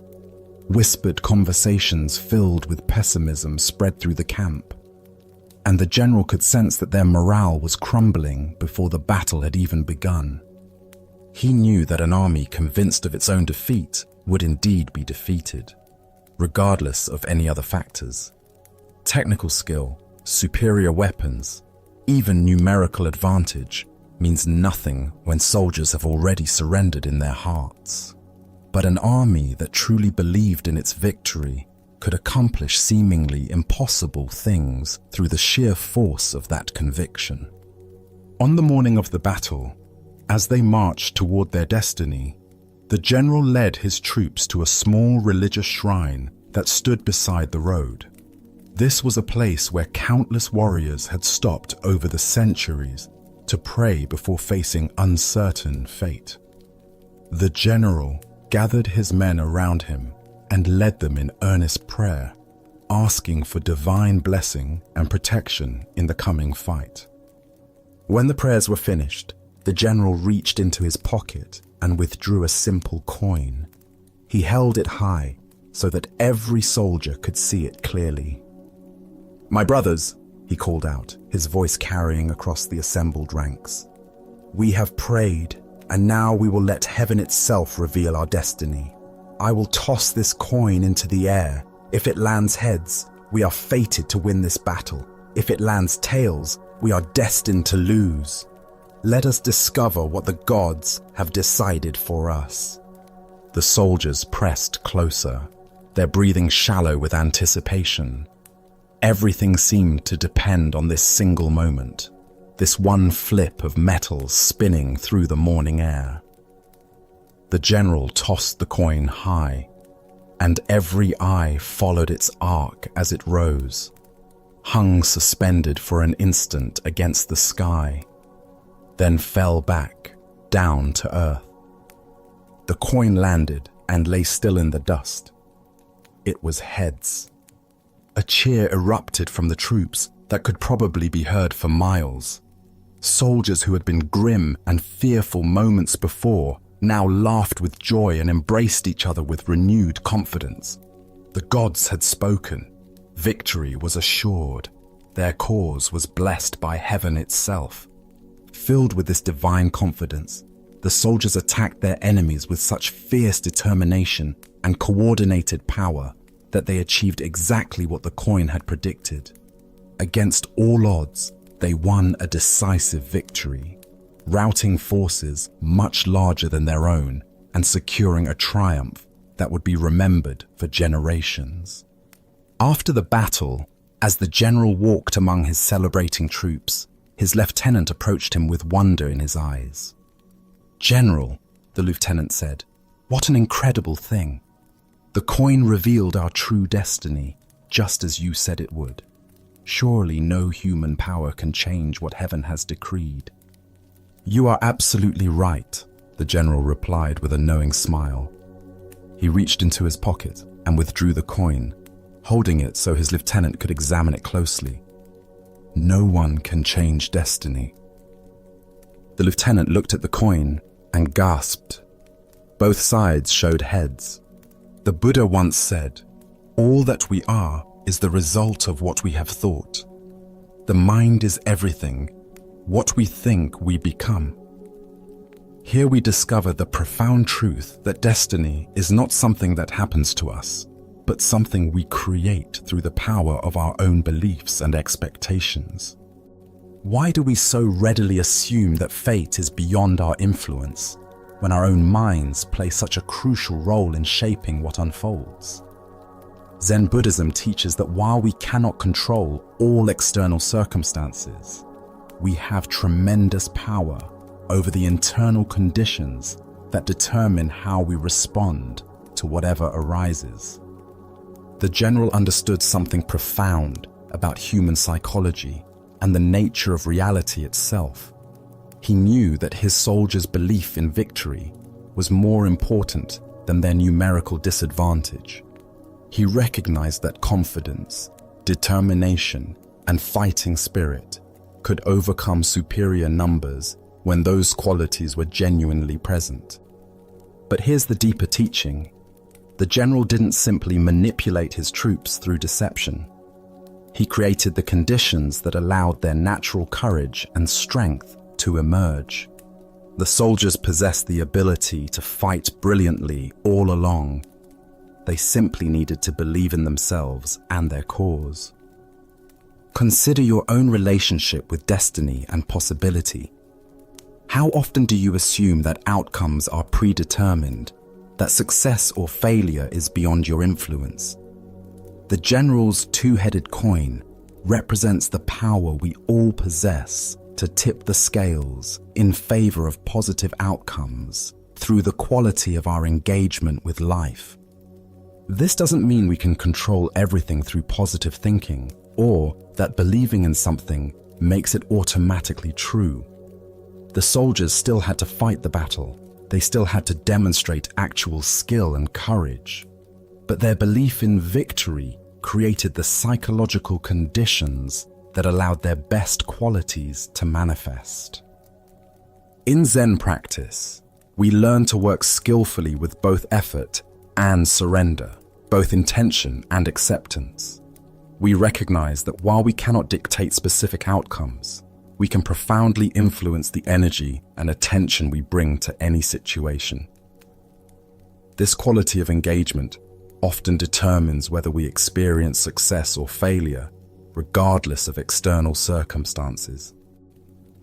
Zen master Huang Po taught, "The foolish reject what they see, not what they think. The wise reject what they think, not what they see." The general was wise enough to see that his soldiers' thoughts about the battle were more influential than their thoughts about their numerical disadvantage. He worked with the reality of psychology rather than fighting against it. Look deeply at the various challenges and opportunities in your own life. Where might you be carrying a tails mentality, assuming defeat before you fully engaged, focusing on obstacles rather than possibilities, letting fear determine your level of effort? And where might you need to create your own two-headed coin, a practice or perspective that consistently orients you toward positive engagement regardless of circumstances? The Buddha taught, "We are what we think. All that we are arises with our thoughts. With our thoughts, we make the world." This isn't magical thinking, but recognition of the creative power of consciousness itself. When we approach situations with genuine confidence, clarity, and commitment, we often discover capabilities we didn't know we possessed. Tonight, as you consider the battles you're facing and the outcomes you're hoping for, can you find your own version of the general's wisdom? Can you create internal conditions that support your highest possibilities rather than your deepest fears? Can you recognize that while you cannot control destiny, you have profound influence over the beliefs and attitudes that shape how destiny unfolds through you? Buddha's wisdom reminds us, thousands of candles can be lighted from a single candle, and the life of the candle will not be shortened. Happiness never decreases by being shared. The general's confidence lit the flame of belief in every soldier's heart. Sometimes the most powerful thing we can do is create the conditions that allow others and ourselves to discover the strength that was there all along. Let us now turn to a story about the nature of identity and the mystery of consciousness itself. This is the tale of Chuang Tzu and the butterfly. The ancient Taoist sage Chuang Tzu lived simply, spending his days in quiet contemplation of the natural world and the deeper mysteries of existence. He was known for his profound insights into the nature of reality and his ability to see beyond the surface appearances that convince most people they understand the world around them. One afternoon, after a morning of walking through bamboo groves and observing the play of light on water, Chuang Tzu lay down beneath a flowering tree to rest. The gentle warmth of the sun, the soft sound of wind through leaves, and the fragrance of spring blossoms created the perfect conditions for deep relaxation. As he settled into this peaceful state, his consciousness gradually shifted from ordinary waking awareness into the mysterious realm of dreams. In his dream, something extraordinary occurred. Chuang Tzu found himself transformed into a beautiful butterfly, his human form completely forgotten. He fluttered gracefully from flower to flower, his delicate wings catching the sunlight as he moved through a world of pure color and sensation. There was no memory of being a philosopher, no awareness of human concerns or intellectual pursuits. He was simply and completely a butterfly, experiencing the world through compound eyes, navigating by instinct, living entirely in the present moment of flight and discovery. The butterfly that was Chuang Tzu felt utterly free, unburdened by the heavy thoughts and complex worries that typically occupy human consciousness. There was only the joy of movement, the sweetness of nectar, the warm touch of sun on delicate wings. This wasn't a dream about being a butterfly while knowing he was really a man. It was the complete experience of butterfly existence, with no trace of human identity remaining.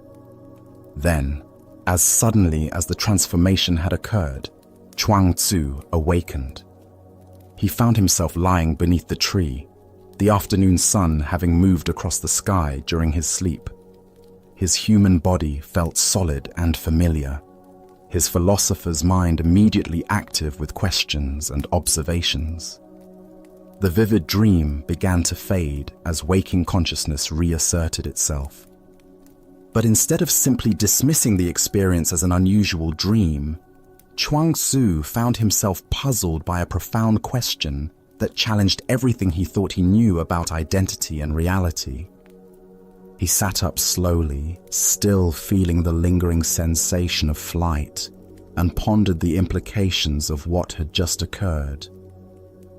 Was I just now a man dreaming I was a butterfly? He wondered aloud. Or am I perhaps a butterfly now dreaming that I am a man? The question wasn't merely playful speculation. It pointed to something fundamental about the nature of consciousness and identity that most people never consider. If the experience of being a butterfly had felt completely real and authentic while it was happening, how could he be certain that his current experience of being human was any more real or permanent? Buddha's wisdom teaches us all conditioned existence is impermanent. Work out your salvation with diligence. This ancient teaching illuminates the fluid nature of identity and the importance of not clinging too tightly to any particular sense of self.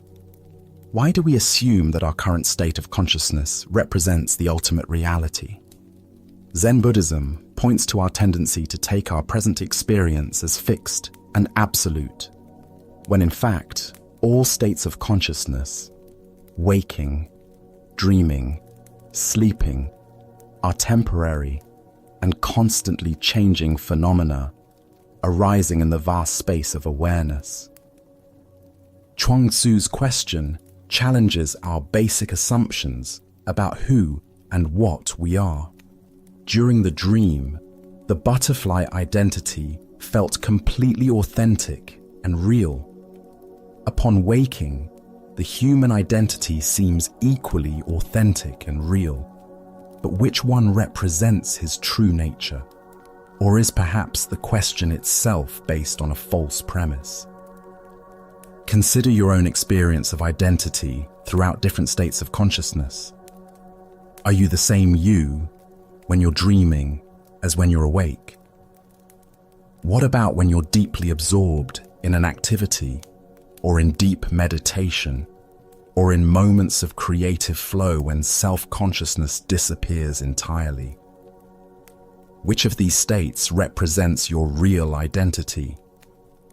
In Zen practice, we explore the possibility that all these different identities are simply temporary appearances in consciousness, like waves on the ocean or clouds in the sky.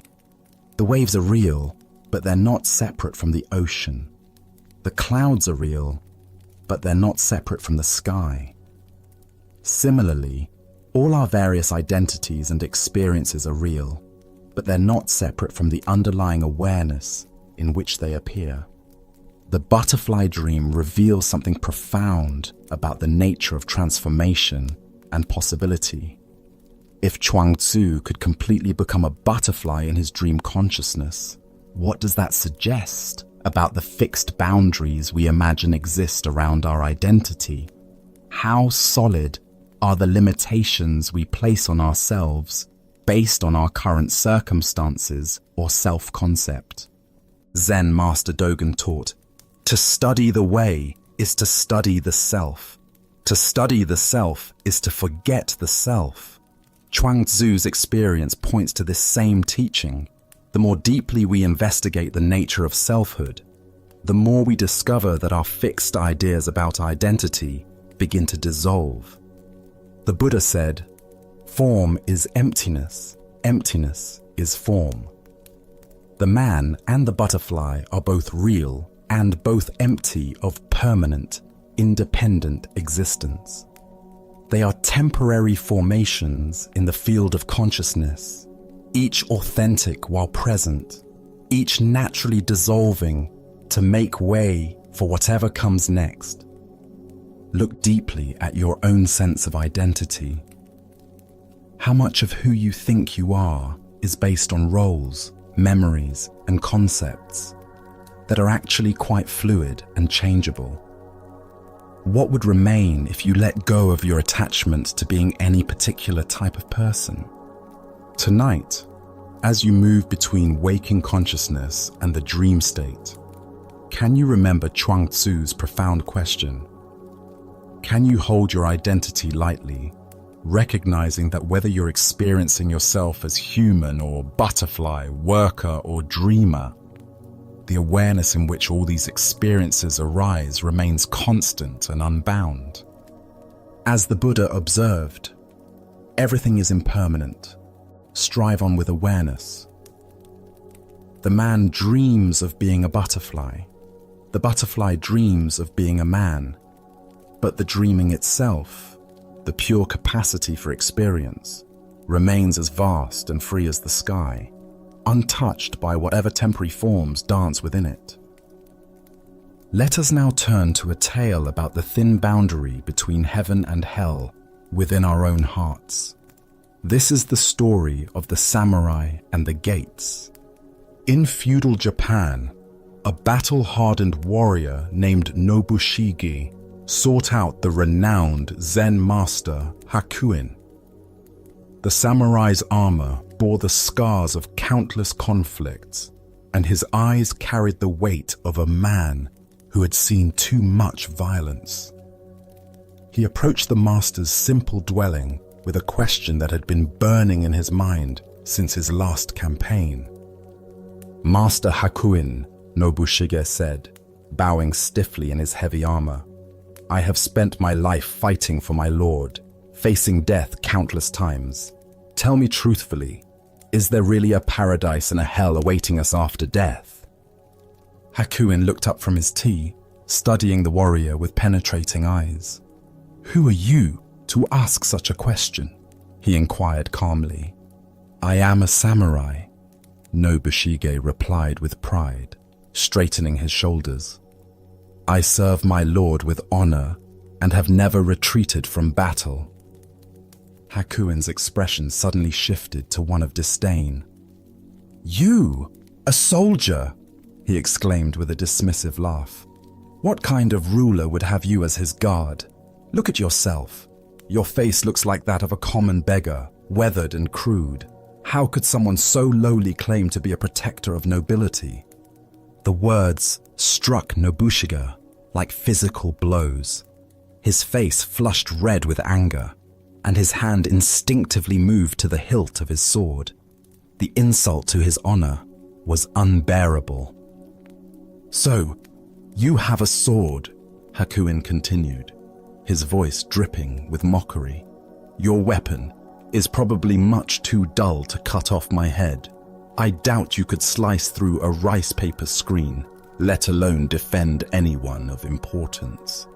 Unable to contain his rage any longer, Nobushiga began to draw his sword, the steel singing as it emerged from its scabbard. His entire body trembled with fury. His vision narrowed to focus solely on this insolent monk who dared to question his honor. At that precise moment, as the blade caught the afternoon light, Hakuin spoke with sudden clarity. "Here, open the gates of hell!" The words pierced through Nobushiga's rage like an arrow finding its target. In that instant, he saw himself clearly, consumed by anger, ready to kill over wounded pride, his mind clouded by fury. He understood that hell was not some distant realm, but the very state he inhabited in that moment. The samurai's hand froze on his sword as recognition dawned across his features. Slowly, with great reverence, Nobushiga sheathed his sword and bowed deeply before the master, his anger transformed into profound gratitude. "Here open the gates of paradise," Hakuin said gently, his voice now filled with compassion. Buddha's wisdom reminds us, hatred does not cease by hatred, but only by love. This is the eternal rule. What emerges from this story is a startling revelation about the geography of our inner world.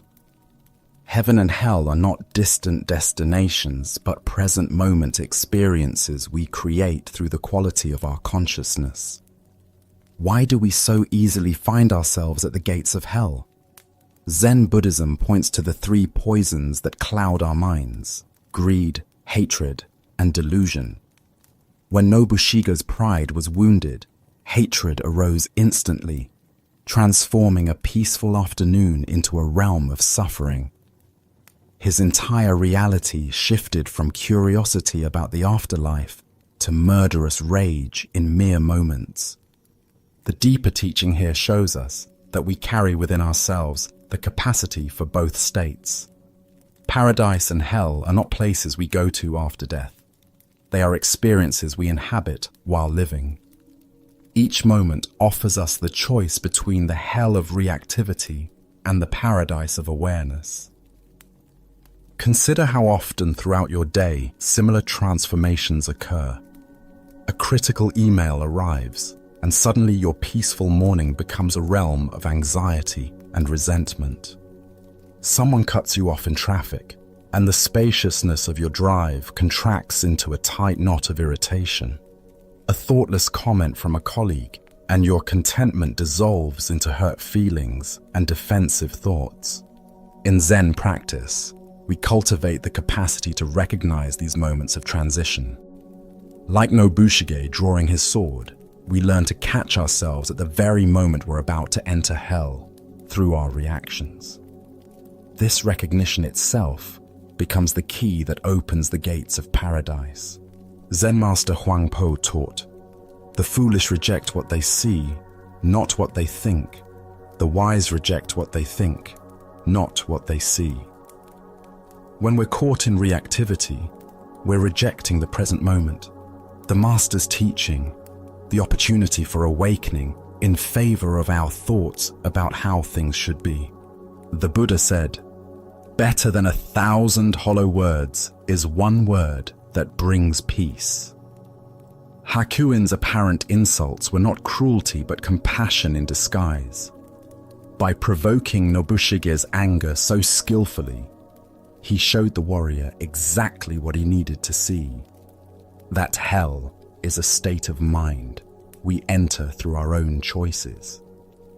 This teaching invites us to examine our own triggers. What words or situations instantly transport us to hell? Perhaps it's feeling unappreciated at work, being misunderstood by family, or facing unexpected challenges.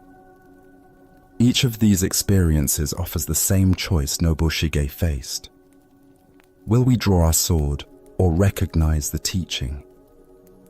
Tonight, as you notice irritation arising in response to some frustration, can you remember Hakuin's lesson? Can you recognize the moment when you're about to enter hell through your reactions and instead choose the paradise of awareness? As the Buddha taught, what we think, we become. In each moment, we are either opening the gates of hell through unconscious reactivity or opening the gates of paradise through mindful presence. Our next story reveals how liberation comes not from achieving something new, but from recognizing what was never born and can never die. This is the teaching of freedom from birth and death. In a quiet monastery garden where cherry blossoms drifted on the spring breeze, a dedicated student named Goshu approached the wise Zen master Yue. For years, Goshu had been practicing meditation, studying texts, and following all the prescribed methods of spiritual development. Yet despite his sincere efforts, he felt no closer to the enlightenment he desperately sought. Goshu bowed respectfully before his teacher, his face showing the strain of prolonged spiritual seeking. Master, I have been studying Zen for many years, following every instruction, sitting in meditation daily, reading the ancient texts, but I have not yet succeeded. I feel as lost as when I began.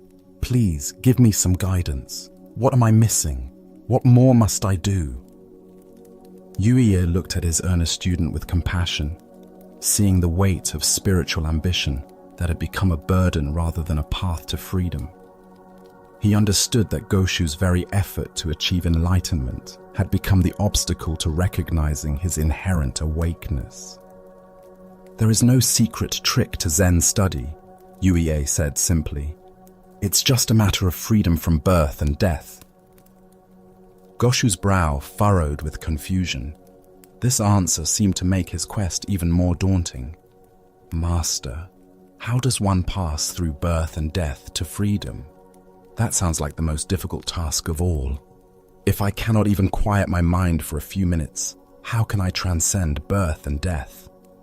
Yui's eyes brightened, and he raised his voice with sudden intensity. Your every passing thought is birth and death. At these words, something shifted dramatically in Goshu's understanding. Like a veil suddenly lifted, he saw that what he had been seeking as some future attainment was actually the very nature of his present experience. The constant arising and passing away of thoughts, sensations, and emotions. This endless flow was not something to escape, but the very freedom he had been pursuing. Goshu went into ecstasy, feeling as if he had put down a heavy burden he didn't even realize he had been carrying. The relief was profound and immediate. All his years of struggling to become something special dissolved into the recognition that he had never been anything other than the aware space in which all experience appears and disappears. As the Buddha observed, form is emptiness, emptiness is form. What emerges from this story is the recognition that we suffer not because we lack something, but because we don't recognize the freedom that is our fundamental nature. Why do we carry the heavy burden of spiritual becoming? Zen Buddhism points to our identification with the content of consciousness rather than consciousness itself. We mistake ourselves for the stream of thoughts, emotions, and sensations, instead of recognizing ourselves as the aware space in which this stream flows. Every thought that arises is born. Every thought that fades away dies. Every emotion emerges from nowhere and dissolves back into nowhere. Every sensation appears and disappears.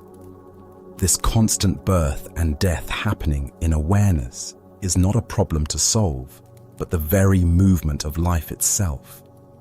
The deeper understanding here reveals that what we call birth and death are simply names we give to the natural flowing of experience. When we identify with the flow, we suffer the anxiety of constant change. When we recognize ourselves as the awareness in which the flow appears, we discover unshakable peace.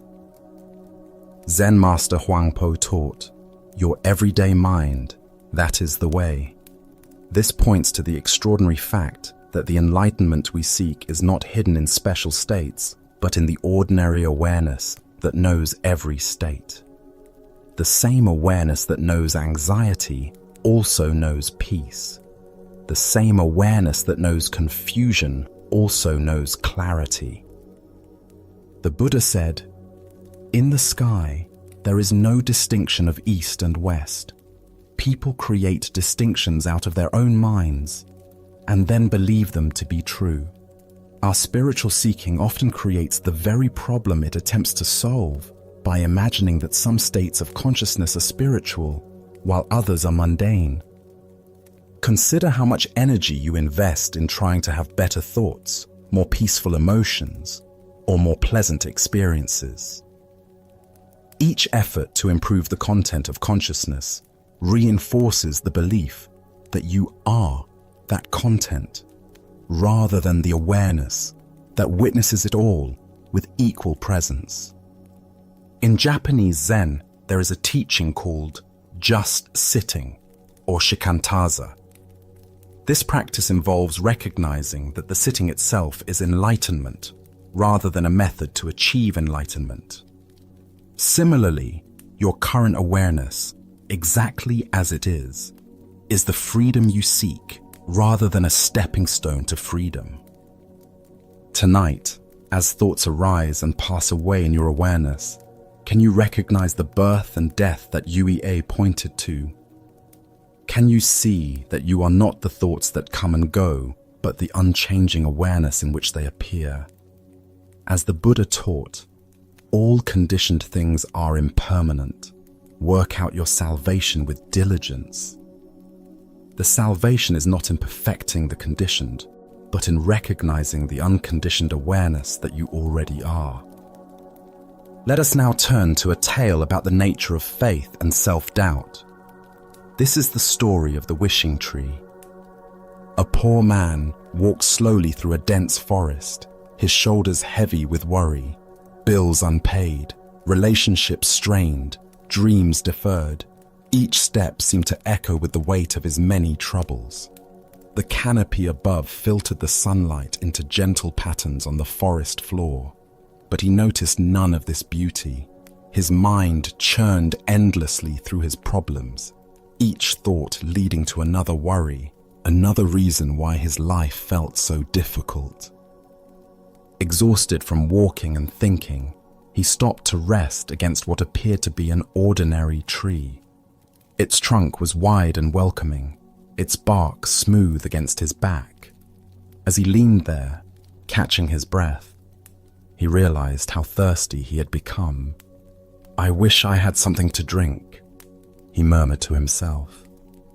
Instantly, as if materializing from thin air, a cup of cool, clear water appeared in his hand. He stared at it in disbelief, turning the cup this way and that, examining it for some trick or illusion. The water looked pure, inviting. Tentatively, he brought it to his lips and drank. It was the most refreshing water he had ever tasted, cool and sweet, exactly what his parched throat needed. That was Strange, he said aloud, but his stomach chose that moment to growl with hunger. Almost without thinking, he wished for food. A simple but nourishing meal appeared before him on a wooden plate. Fresh bread, ripe fruit, and vegetables that looked as if they had just been harvested. The aroma made his mouth water. He ate slowly, marveling at each bite. "My wishes are being granted," he whispered in amazement. The realization sent a thrill through his entire body. "Well then," he said with growing excitement, "I wish for a beautiful home of my own."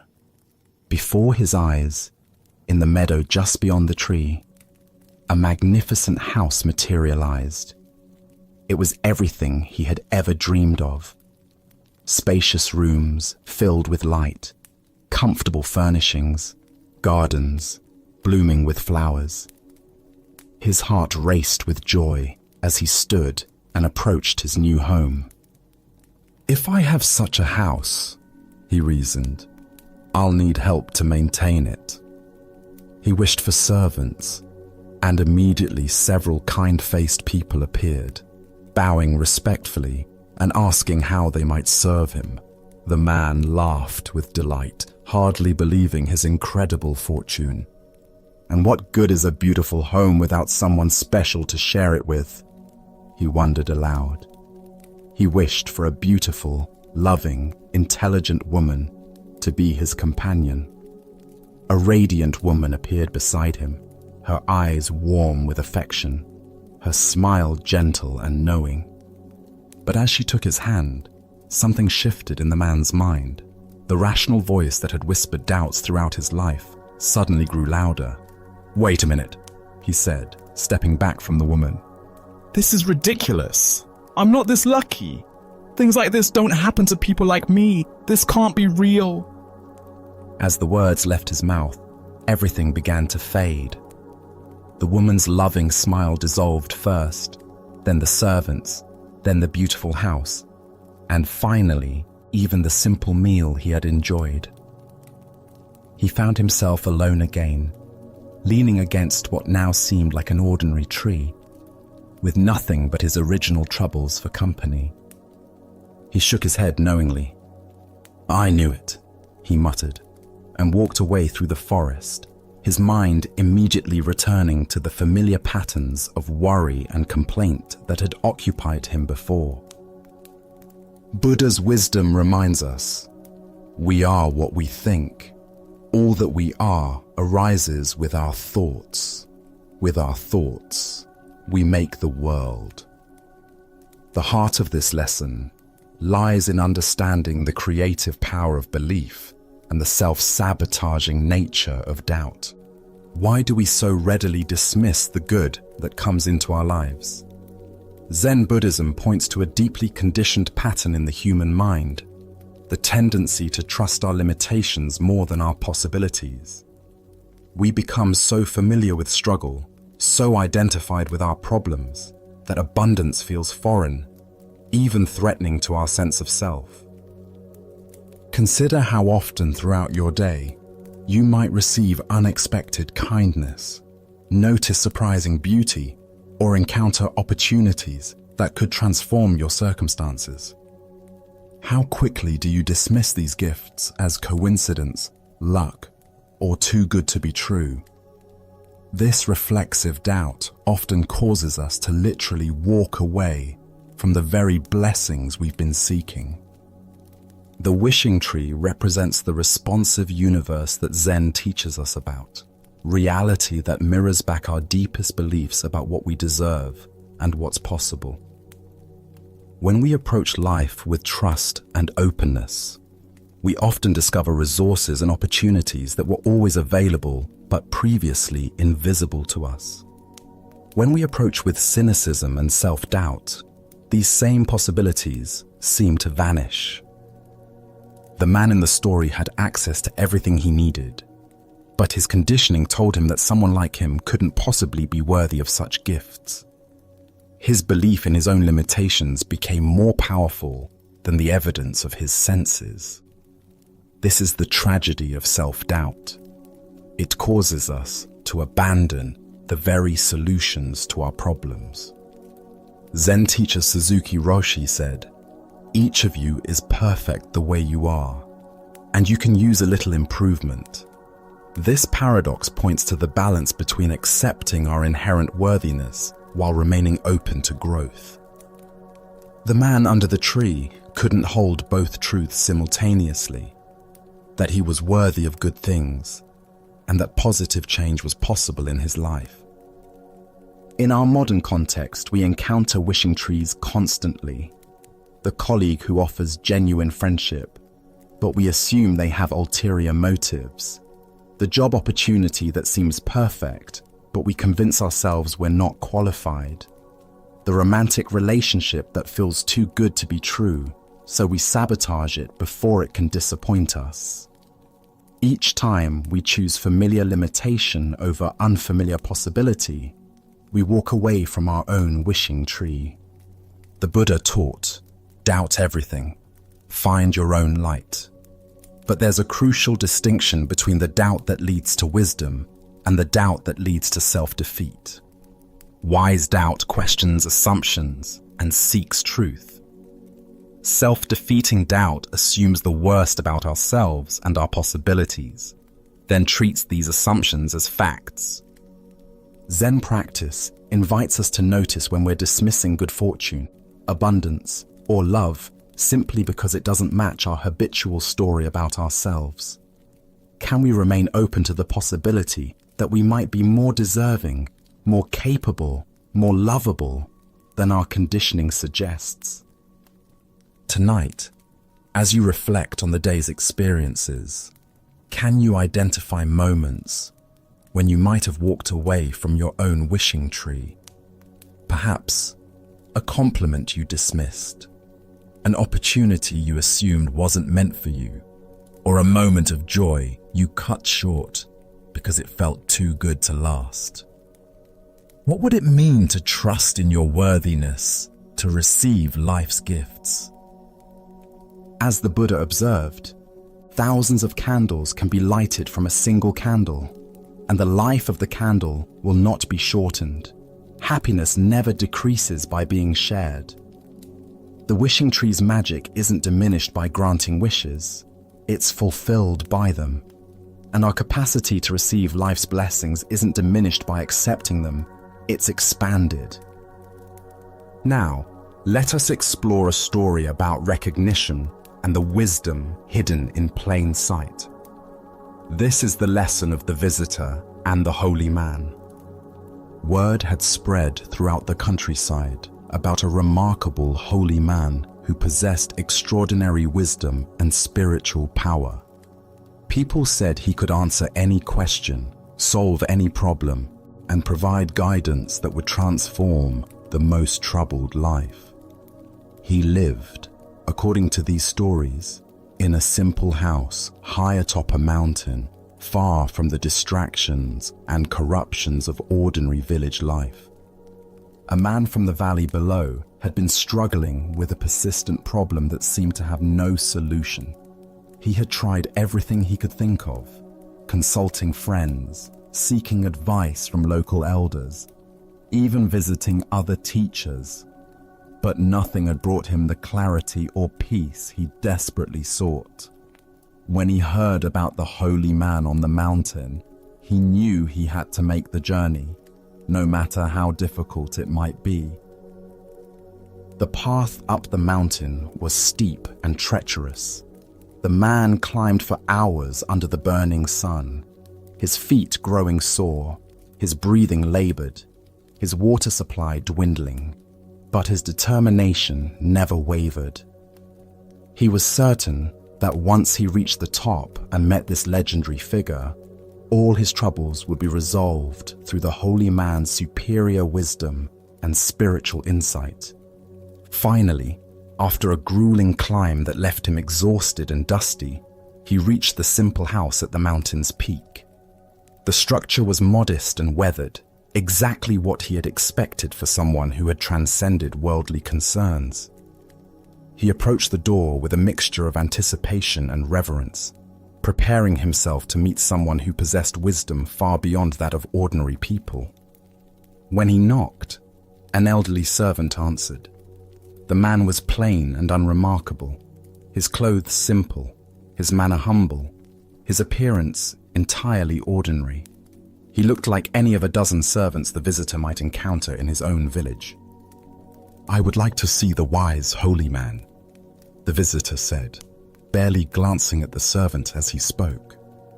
His eyes were already searching past the old man into the house, eager to catch a glimpse of the extraordinary being he had climbed so far to meet.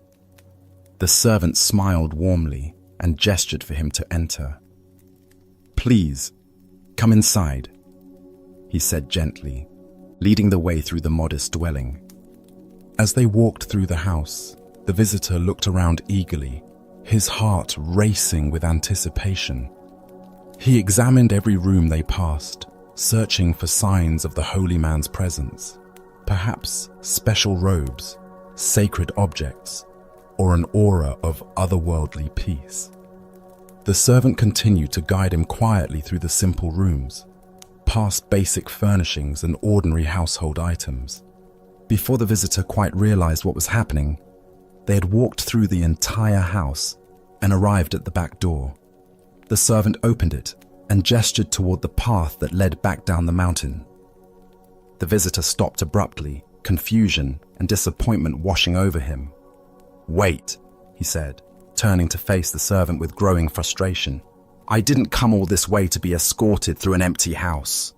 I want to see the holy man. Where is he?" The old servant's smile deepened, and his eyes twinkled with gentle amusement. "You already have seen him," he said quietly. "But, more importantly, I have a teaching for you that will solve whatever problem brought you here today." The visitor stared at him, not understanding. This ordinary old man couldn't possibly be the legendary holy figure he had heard about. Where was the radiant presence, the obvious signs of spiritual attainment, the dramatic wisdom that everyone talked about? "Here is the teaching," the servant continued, his voice soft but carrying absolute conviction. "Everyone you meet in life, even if they appear plain and insignificant to you, see each of them as a wise, holy man or woman. If you can do this, if you can truly see the sacred in every person you encounter, then whatever problem you brought here today will be solved." Buddha's wisdom tells us, if you want to know your past, look at your present condition. If you want to know your future, look at your present actions. This tale unveils the profound truth that we find what we're prepared to see, and our capacity for recognition determines what wisdom becomes available to us. Why do we search for the sacred in special places and extraordinary people while overlooking the wisdom that surrounds us every day?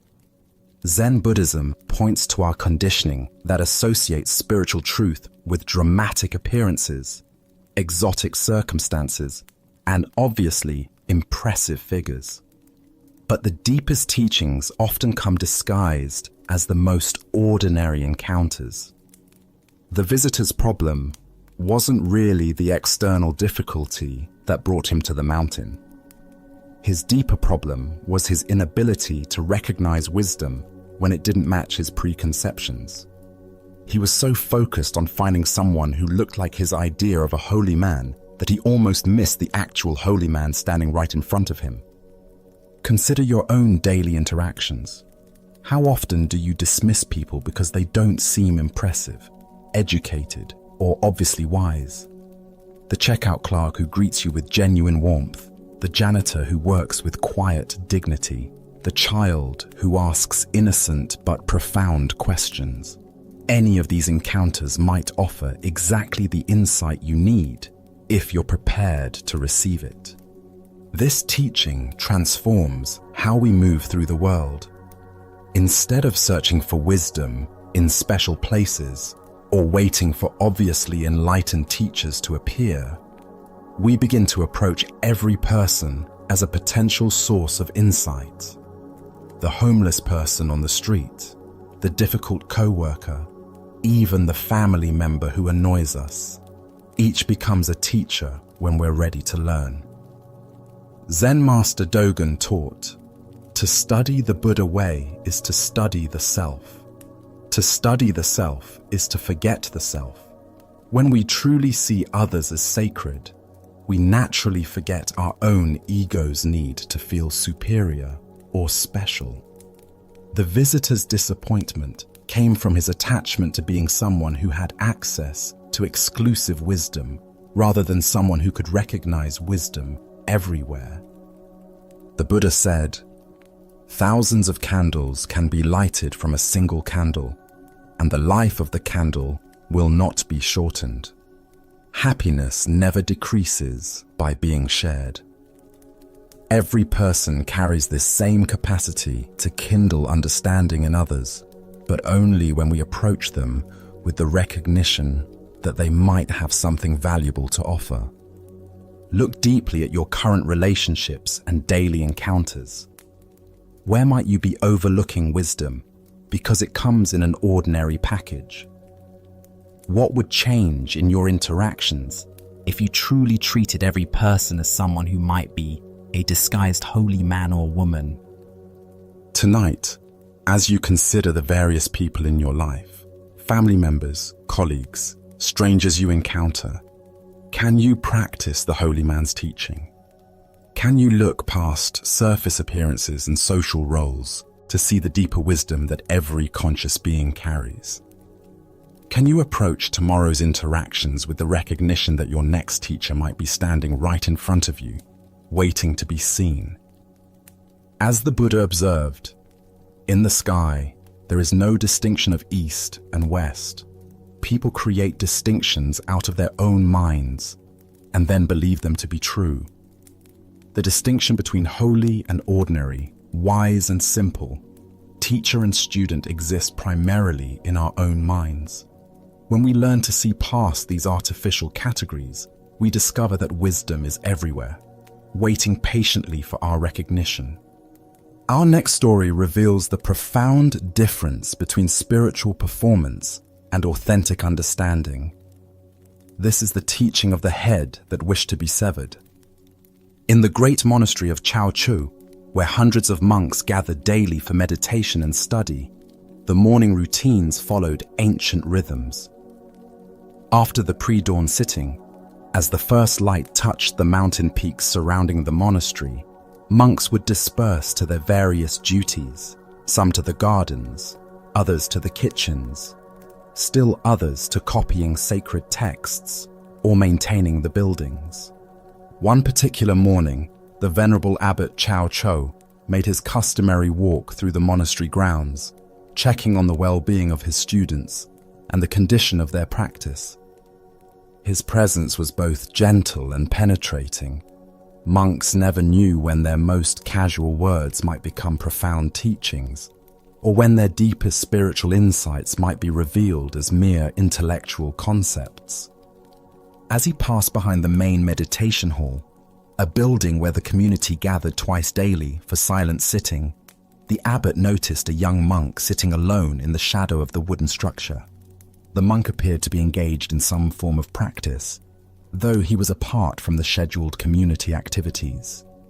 "Brother," Chao Cho called softly, approaching with the quiet steps that had become second nature through decades of mindful walking.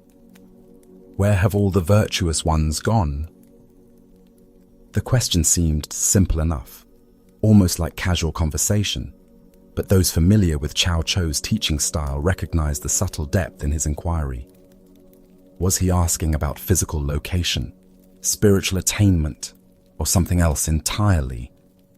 The young monk looked up with an expression of confident understanding. He had been at the monastery for several years and prided himself on grasping the essential points of Zen teaching. This seemed like an opportunity to demonstrate his comprehension of the Dharma. "They have all gone to work," the monk replied matter-of-factly, gesturing toward the various parts of the monastery where his brothers were engaged in their daily tasks. His tone suggested that the answer was obvious, Virtuous people naturally engage in productive activity rather than sitting idle. What happened next shocked the young monk completely. Without warning, Cao Cho reached into the folds of his robe and produced a sharp knife, its blade gleaming in the morning sunlight. But instead of threatening the monk, the abbot did something far more unsettling. With complete calmness, Cao Cho stretched out his own neck, exposing his throat to the blade, and handed the knife to the bewildered young monk. His voice remained gentle and conversational, as if he were making the most reasonable request in the world. "My responsibilities as abbot are many and demanding," he said with apparent sincerity. "I wonder if you could please cut off my head for me. It would be such a help in managing my duties." The young monk's eyes widened in horror. His hands trembled as he stared at the knife now in his possession and the exposed neck of his revered teacher. Everything about the situation contradicted his understanding of proper monastic behavior, spiritual teaching, and basic human decency. Unable to comprehend what was being asked of him or why, unable to see past the literal surface of the abbot's request to any deeper meaning, the terrified monk dropped the knife and ran. His feet carried him far from the meditation hall, far from the incomprehensible scene, his mind reeling with confusion and fear. Cao Cho calmly picked up the fallen knife, tucked it back into his robe, and continued his morning walk with the same peaceful demeanor he had maintained throughout the entire encounter. As the Buddha observed, it is better to travel well than to arrive. What emerges from this story is a teaching about the vast difference between intellectual understanding and genuine realization. Why do we so often mistake conceptual knowledge for authentic wisdom? Zen Buddhism reveals that our thinking mind loves to collect spiritual ideas and organize them into neat categories, creating the illusion of understanding without the transformative experience of direct insight. The young monk's response, "They have all gone to work," represents the kind of dualistic thinking that separates spiritual practice from ordinary activity. His answer implied that virtue lies in doing productive tasks rather than sitting idly, revealing his assumption that awakened activity and rest exist in opposition to each other. But Cao Cho's teaching cuts much deeper than this surface interpretation. By offering his neck to the knife, he was asking a profound question. If the monk truly understood that all the virtuous ones had gone to work, what work was most essential? If responsibility truly mattered, what was the most compassionate response to suffering? Look deeply at your own spiritual assumptions. How often do we divide life into spiritual activities and mundane ones, important work and trivial tasks, sacred moments and ordinary time?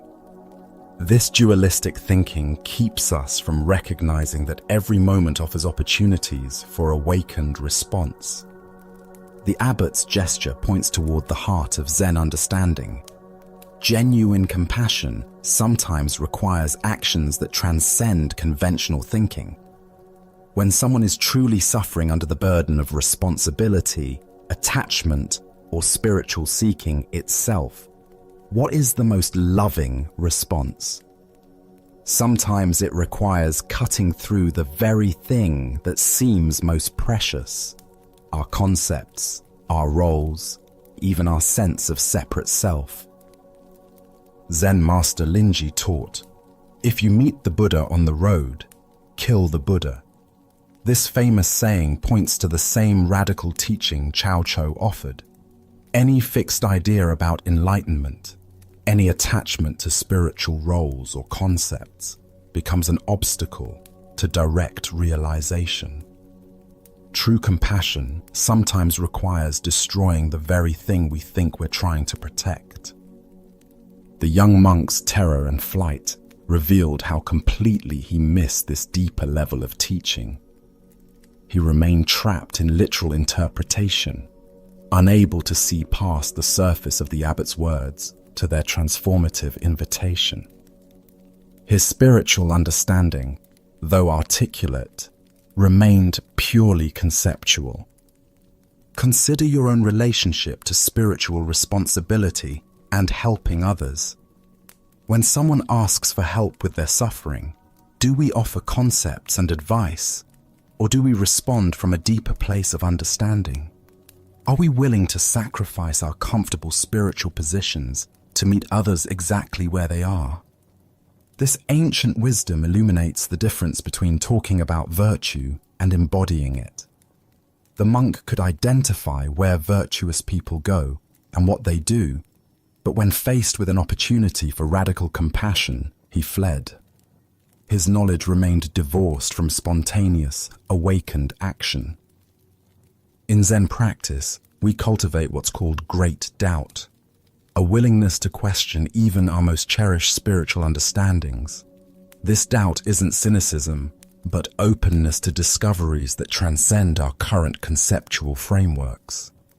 Are we prepared to have our spiritual certainties challenged, even destroyed, if it serves awakening? Tonight, as you encounter opportunities to help others with their burdens, can you sense the difference between offering what you think they need and responding from genuine understanding?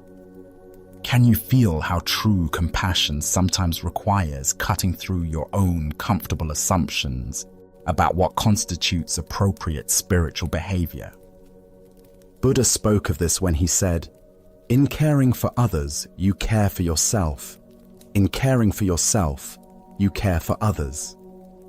The abbot's offer to sacrifice his own head points toward this non-dual understanding. When we truly see interconnection, the boundaries between self and other, helper and helped, begin to dissolve into spontaneous, compassionate action. Let us now turn to a tale of a young monk who believed he had failed in his spiritual journey. This is the story of the Golden Wake. At a peaceful monastery overlooking a serene mountain lake, a young student sat dejected on the temple steps as the sun began its descent toward the water. His shoulders sagged with the weight of disappointment, and his eyes reflected the heaviness in his heart. For months, he had struggled with his studies, unable to grasp the profound teachings that seemed to come so naturally to his fellow monks. "The boat is coming to take me home because I have failed in my studies here at the monastery," he said to his teacher, who had quietly approached and sat beside him. "What can I say to my family? They sent me here with such hope, believing I would return as a learned monk who could guide others on the path." The old teacher gazed out at the lake, where a small wooden boat was making its way slowly across the still water. The setting sun painted everything in shades of gold and amber. "Say that you did your best, and that is as much as anyone can do," he answered gently, his voice carrying the wisdom of many years. "But I wanted to be a famous monk and teach others," the boy replied, his voice thick with disappointment. "I dreamed of leading meditation sessions, of having students seek my guidance, of making a real difference in the world." "You can," the teacher said simply. "How?" asked the sad boy, looking at his teacher with confusion. "I couldn't even memorize the basic sutras. I fell asleep during meditation. I failed at everything that matters." The teacher smiled and pointed toward the water. "Live from your heart. I will show you. Do you see that boat making its way across the lake with the sun setting behind it?" "Yes," the boy replied, following his teacher's gaze. "Do you see its wake spreading across the lake? See how the boat looks like the apex of a golden triangle as the wake fans out from its bow?" The boy squinted, trying to see what his teacher described. "Sort of." "Squint," said the teacher patiently. That boat is you as you leave the monastery.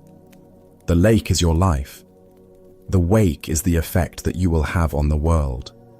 Each ripple triggers another ripple, which triggers another.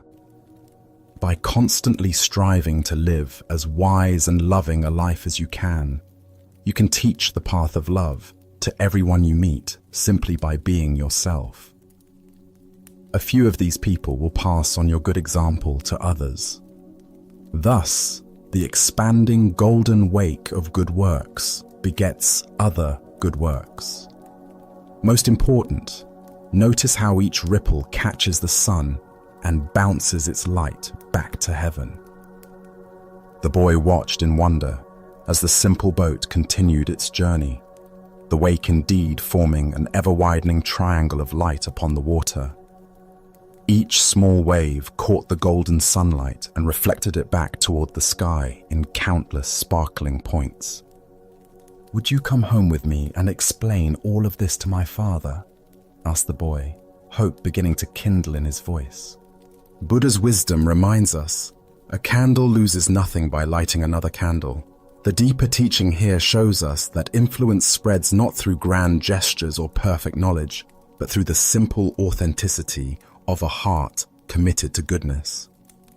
Why do we believe that only formal credentials or recognized achievements qualify us to make a meaningful impact? Zen Buddhism points to our attachment to external validation and our misunderstanding of how wisdom actually transmits from person to person. We imagine that teaching requires a podium, a title, or a certificate, when in reality, the most profound lessons are shared through the quality of our presence and the integrity of our actions. Consider how often throughout your day you encounter people who touch your life not through their expertise, but through their kindness, their patience, or their simple human warmth. The grocery store clerk who greets you with genuine care, the stranger who offers directions with a smile, the friend who listens without judgment. These people create ripples that extend far beyond their awareness. In Zen practice, we cultivate what might be called unconscious teaching. This is the natural transmission that occurs when we align our actions with our deepest values. Like the boat on the lake, we may not see our wake, but it spreads inevitably behind us, touching shores we never knew existed. The Buddha said, "Thousands of candles can be lighted from a single candle, and the life of the candle will not be shortened." Happiness never decreases by being shared. Each moment of authentic living becomes a teaching. Each act of compassion creates ripples. Each choice to respond with wisdom rather than reactivity sends light back toward heaven. Tonight, as you reflect on your own journey, can you see the golden wake you're already creating? Perhaps it's in the patience you show a difficult family member, the encouragement you offer a struggling colleague, or the simple presence you bring to everyday encounters. The light you reflect may be illuminating paths you've never imagined. Our next story reveals a profound teaching about the nature of emptiness and the surprising places where we discover truth. This is the story of grasping what cannot be held. In a quiet monastery garden where cherry blossoms drifted gently on the morning breeze, Master Sekio sat with one of his most earnest students. The young monk had been studying Buddhist philosophy for several years, filling his mind with concepts about the nature of reality, the illusion of the self, and the teaching of emptiness that seems so central to the Buddha's wisdom. He could recite passages about shunyata, discuss the philosophical implications of non-being, and engage in lengthy debates about the relationship between form and void. But for all his intellectual understanding, something felt missing. The words remained just words, concepts floating in his mind without the direct experience that would make them real. He approached his teacher that morning with a question that had been troubling him for months. "Master," the young monk said, bowing respectfully, "I have studied the teaching of emptiness extensively. I understand that all phenomena arise and pass away, that nothing has permanent, independent existence. But I feel like I'm only grasping concepts. Can you help me get hold of emptiness itself?" Sekio looked at his student with knowing eyes. He had seen this struggle many times before, the gap between intellectual understanding and direct realization, the frustration of trying to grasp with the mind what can only be known through experience. "Show me how you would get hold of emptiness," the master said simply. The monk thought for a moment, then cupped his hands in the air as if he were trying to capture something invisible. He held his hands carefully as though cradling a soap bubble that might burst at any moment. His face was earnest and concentrated, his entire being focused on this attempt to demonstrate his understanding of a teaching about the very nature of nothingness. "There," he said, holding his cupped hands very still. "I'm trying to hold emptiness itself." Sekio looked at the student's empty hands and shook his head gently. "That's not very good," he said with a slight smile. "You haven't got anything in there at all. You're just holding air and calling it something special." The monk's face fell. He had been so certain that his gesture captured something meaningful about the teaching. "Well, master," he said, his voice tinged with disappointment and confusion, "please show me a better way. How does one truly get hold of emptiness?"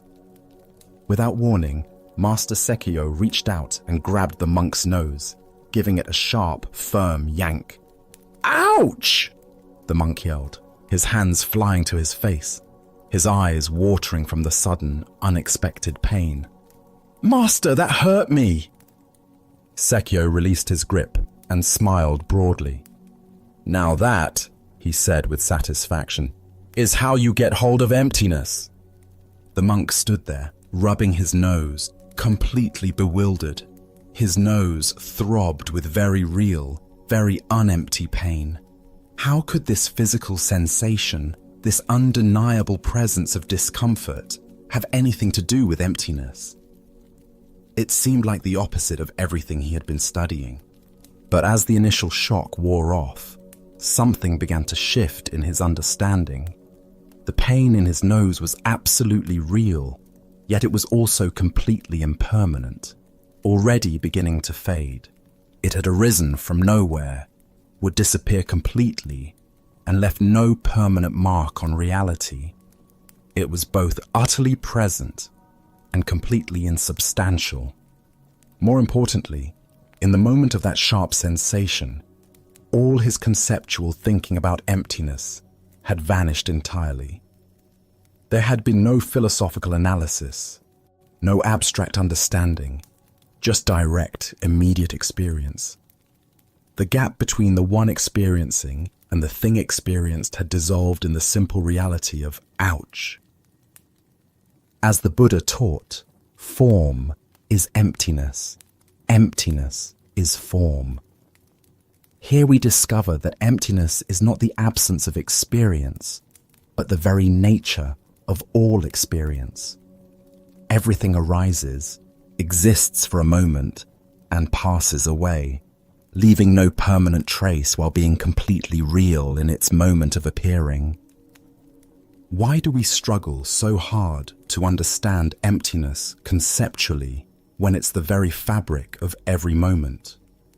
Zen Buddhism points to our habit of trying to grasp reality with our thinking minds rather than experiencing it directly. We turn the most immediate truths into abstract philosophies, then wonder why they feel distant and theoretical. The monk's mistake was common and understandable. He was trying to hold emptiness as if it were a thing, an object that could be captured and possessed. But emptiness isn't an object. It's the very condition that allows all objects to appear and disappear. It's not something we can grasp, it's what makes grasping possible. Consider your own experience right now. The thoughts arising in your mind. Where do they come from? Where do they go when they fade? The sensations in your body, the sounds around you, even your sense of being someone who is reading these words. All of it is appearing and disappearing in the space of awareness, like clouds in an empty sky. This emptiness isn't blank nothingness. It's alive, responsive, creative, the very capacity for experience itself. When Sekio yanked his student's nose, he wasn't demonstrating the absence of sensation, but the miraculous way sensation appears from nowhere, exists vividly, and dissolves back into nowhere, all within the spacious emptiness of awareness. Zen Master Huang Po taught, "The foolish reject what they see, not what they think. The wise reject what they think, not what they see." The monk was rejecting his direct experience in favor of his concepts about experience.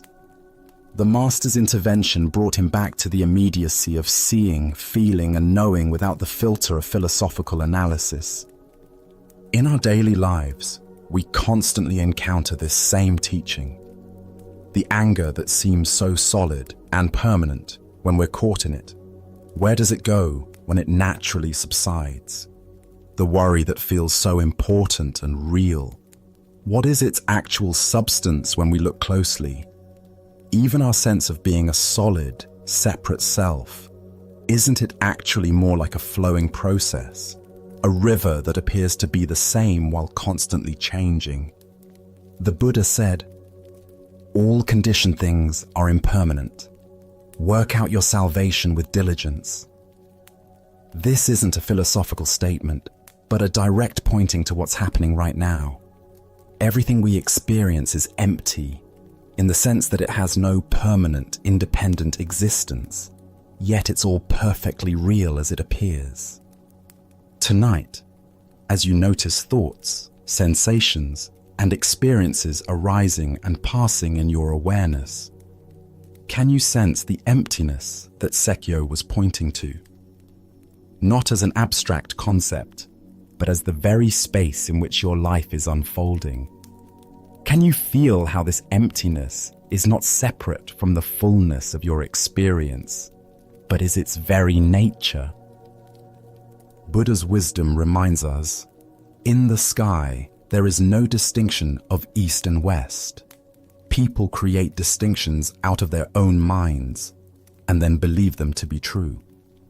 The emptiness of all phenomena isn't something we need to achieve or understand. It's what we are, what everything is right now.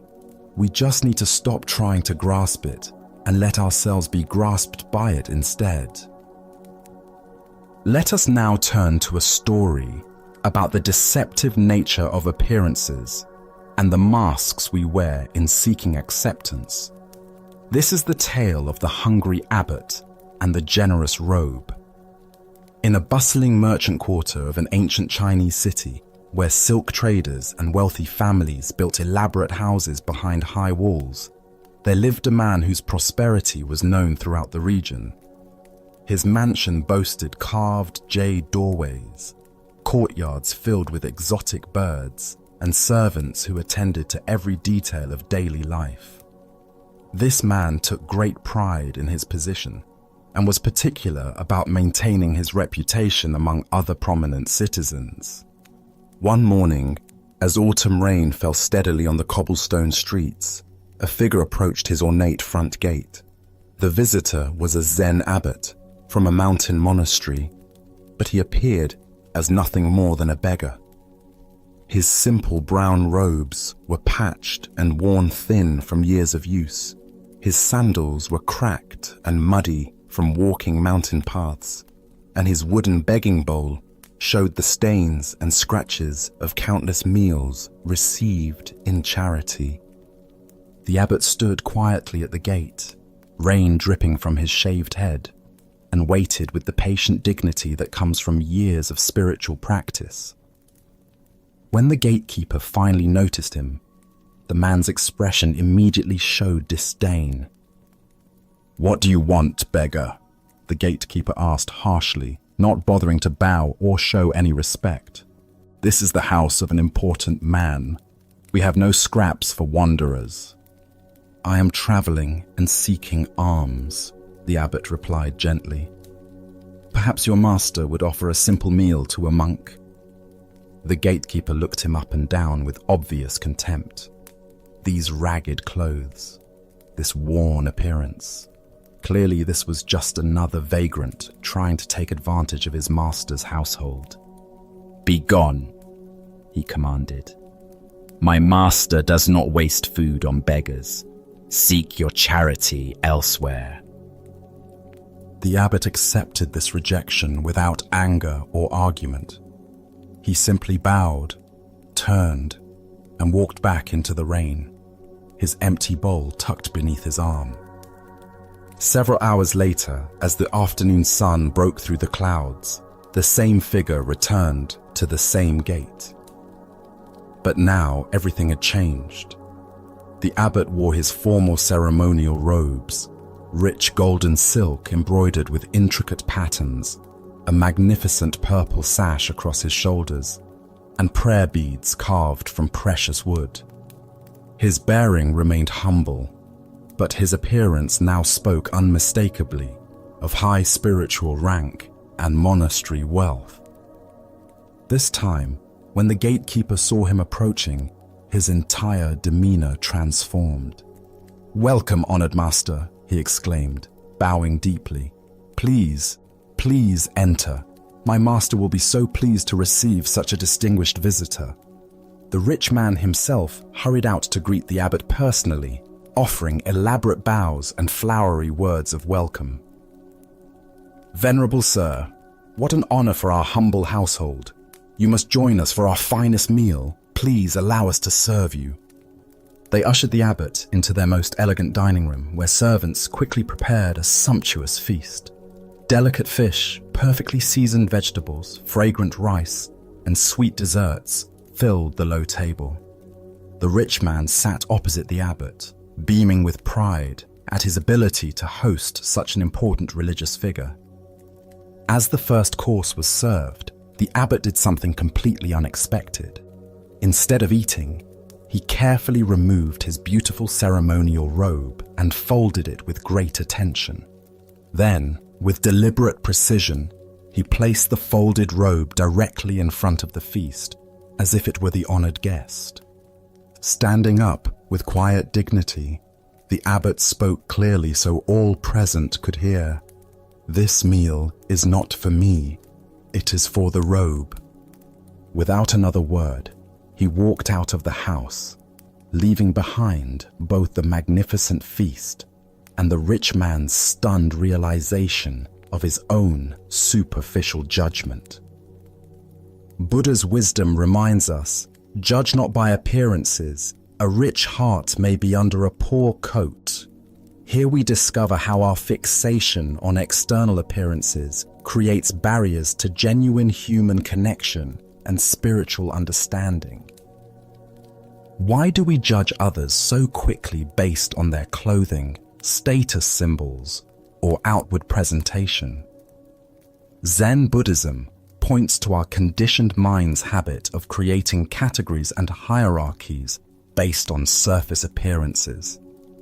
This mental shortcut allows us to feel we understand people without the more challenging work of seeing their true nature. The rich man's household represents a pattern we all recognize in ourselves. How differently do we treat the well-dressed stranger versus the poorly dressed one? How does our attention change when someone mentions their impressive job title versus their humble occupation? How does our respect shift when we learn someone's wealth or poverty? This ancient wisdom illuminates our tendency to project worth onto external symbols rather than recognizing the inherent dignity of every person. The abbot remained exactly the same person in both encounters. His wisdom, compassion, and spiritual realization unchanged by his clothing. Yet the household's treatment of him transformed completely, based solely on appearances. Look deeply at your own patterns of judgment. Perhaps you find yourself making assumptions about people in expensive cars versus old vehicles, designer clothes versus thrift store finds, prestigious addresses versus modest neighborhoods. Each of these judgments reveals how we've been conditioned to equate external appearance with internal worth. The story points us toward a fundamental question about authenticity. If we receive a different treatment based on our presentation, which version of ourselves is real? Are we the person in casual clothes running errands, or the person dressed professionally for important meetings? Are we the one seeking help, or the one offering it? In Zen practice, we cultivate what's called original face, the authentic self that exists beneath all roles, costumes, and presentations. This original face doesn't change whether we're wearing rags or ceremonial robes, whether others treat us with respect or dismissal. Zen Master Bankei taught, "Your original face is not born and does not die." This teaching invites us to recognize that our essential nature, our capacity for awareness, love, and wisdom remains constant, regardless of how others perceive us or how we present ourselves to the world. The abbot's teaching was not just for the rich man, but for all of us who might witness his story. By feeding the robe instead of himself, he revealed how often we relate to people's personas rather than their essence. We honor the title, the clothing, the symbols of status, while missing the actual human being present before us.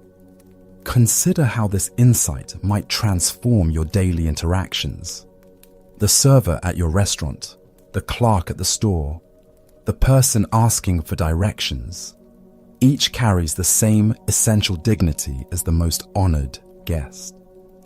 The challenge is seeing past the uniforms, the circumstances, the social roles, to the original face beneath. This doesn't mean we ignore practical realities or social conventions, but that we hold them more lightly. We can acknowledge someone's professional role while remembering their fundamental humanity. We can dress appropriately for occasions while knowing our worth doesn't depend on our wardrobe. Tonight, as you consider the various roles and presentations you inhabit throughout the day, can you sense the unchanging awareness that witnesses all these temporary costumes? Can you feel the original face that remains constant, whether others see you as important or invisible? The Buddha said, "Better than 1,000 hollow words is one word that brings peace." The abbot's silent gesture spoke more powerfully than lengthy sermons about equality and compassion. By walking away from the feast, prepared for his appearance rather than his essence, he offered a teaching that continues to resonate across centuries. Let us now turn to a tale that reveals how deeply our ego can hide, even from ourselves. This is the story of the Prime Minister's lesson. In the grand capital of the Tang dynasty, where golden palaces rose toward heaven and scholars debated philosophy in moonlit gardens, there lived a man of extraordinary accomplishments. The Prime Minister had earned his position through brilliance in both statecraft and military strategy, defending the empire from invaders while crafting policies that brought prosperity to millions. His name was spoken with reverence throughout the land, and his counsel was sought by the emperor himself. Yet despite his worldly success, the Prime Minister considered himself a humble student of the Buddha's teachings. Each week, he would leave behind the silk robes and ceremonial duties of his office, donning simple clothes to visit his beloved Zen master in a modest temple on the outskirts of the city. There, surrounded by weathered wooden beams and the gentle sound of wind chimes, he would sit in meditation and receive instruction like any other sincere seeker. The relationship between the two men appeared beautifully balanced. The master treated his distinguished student with neither special deference nor dismissal, and the Prime Minister seemed to approach his teacher with genuine humility and respect. To observers, it appeared that political rank had no bearing on their spiritual connection, simply a wise teacher guiding an earnest student along the path of awakening. On one particular autumn afternoon, as golden leaves drifted past the temple windows, the Prime Minister settled into his usual position before his master. After their customary meditation, he posed a question that had been troubling him. "Your Reverence," he began with careful formality, "I have been contemplating the nature of spiritual obstacles. Could you please explain what egotism means according to Buddhist teaching?" The transformation in the master's demeanor was startling and immediate. His face flushed deep red. His eyes flashed with apparent anger, and in a voice dripping with condescension and contempt, he snapped back harshly. "What kind of stupid question is that? Have you learned nothing in all your visits here?" The Prime Minister recoiled as if physically struck. Never had his teacher spoken to him with such disrespect. His own face grew hot with indignation.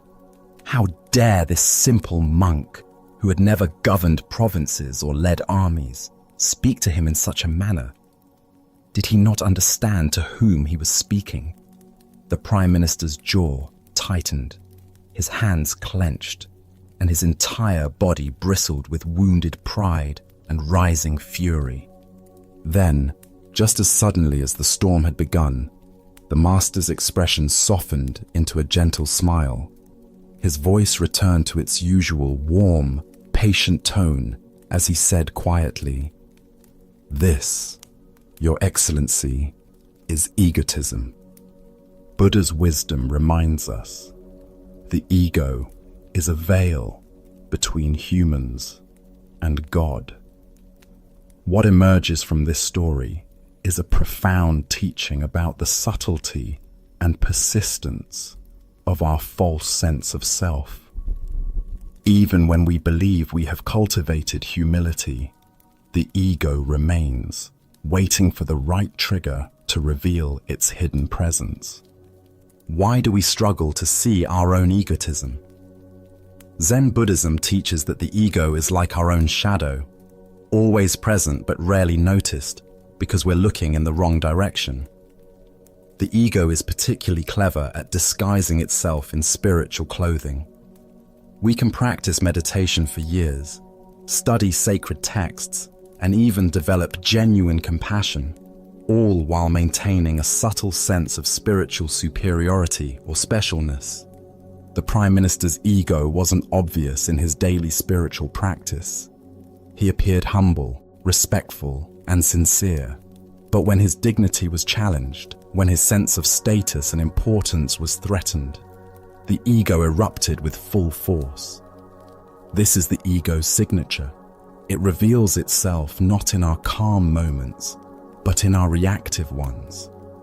Consider how often throughout your day you might experience similar moments. A colleague interrupts you during a meeting, and irritation flashes through your mind. A driver cuts you off in traffic, and anger arises. Someone questions your expertise in an area you consider your specialty, and defensiveness emerges. These automatic reactions reveal the ego's constant vigilance, always ready to defend its constructed image of who we think we are. Zen master Suzuki Roshi taught, "Each of you is perfect the way you are, and you can use a little improvement." This paradox points to the heart of working with ego. We must simultaneously accept ourselves completely while remaining willing to see through our self-deceptions. The ego thrives on both self-hatred and self-aggrandizement, but it dissolves in the light of honest, compassionate self-observation. The master's skillful teaching method reveals another crucial insight. Sometimes the most effective spiritual instruction comes not through gentle guidance, but through direct confrontation with our unconscious patterns. The shock of having his dignity challenged in such an unexpected way created a moment of clarity for the Prime Minister. A sudden recognition of patterns that had been operating below the surface of his awareness. In Zen practice, we cultivate what might be called ego transparency, the ability to see through our self-protective mechanisms as they arise. This doesn't mean we eliminate the ego entirely, which would be neither possible nor desirable, but rather that we develop a lighter relationship with it. We learn to recognize its voice without automatically believing its stories. Tonight, as you notice moments of defensiveness, irritation, or wounded pride arising in your interactions, can you remember the Prime Minister's lesson? Can you see these reactions not as character flaws, but as opportunities for deeper self-understanding? As the Buddha taught, you only lose what you cling to. The ego is simply another thing we cling to, a collection of stories about who we think we are. In releasing our grip on these stories, we discover the freedom that lies beyond the prison of self-importance. Tonight, as we bring our shared journey to a gentle close, can you sense how the peace you've experienced isn't something separate or distant, but instead something always within your reach? Can you feel that the profound stillness you've touched tonight lives not just in these stories, but in your own present awareness, quietly awaiting your recognition? The Buddha taught us, all that we are is the result of what we have thought. With our thoughts, we make the world. Reflecting on this insight, remember that peace and clarity do not depend on external circumstances or special states, but blossom from within your own heart and mind, accessible in every moment. Throughout tonight's journey, each story has offered a timeless lesson, pointing repeatedly to the same transformative truth, that suffering eases when we soften our grip, that inner freedom arises naturally when we release our attachments, and that true peace emerges from seeing clearly beyond illusions and reactions. Even if your mind occasionally drifts, even if restlessness resurfaces, the wisdom you've absorbed tonight is now deeply planted in the soil of your consciousness, ready to support you whenever needed. Consider, as you prepare to rest, that these ancient teachings have illuminated not a distant path, but a way of being fully present right here, right now. In the quiet moments that follow, allow yourself to feel how deeply your awareness has shifted, how naturally your breath now flows, and how gently your heart rests, untroubled and open. These teachings are reminders that true wisdom is not hidden on mountaintops, nor locked away in sacred texts. It shines brightly and unmistakably in the ordinary simplicity of mindful awareness. Tonight, you've glimpsed that truth, a truth that the Buddha himself affirmed when he taught. 3 things cannot remain long hidden: the sun, the moon, and the truth. As you move from this peaceful space back into your daily life, carry with you not only the stories themselves, but the profound calm and insight they have kindled within you. May this inner peace serve as your steady companion, illuminating your way through both bright and challenging moments alike. Thank you sincerely for sharing this journey with us at Sleepy Monk.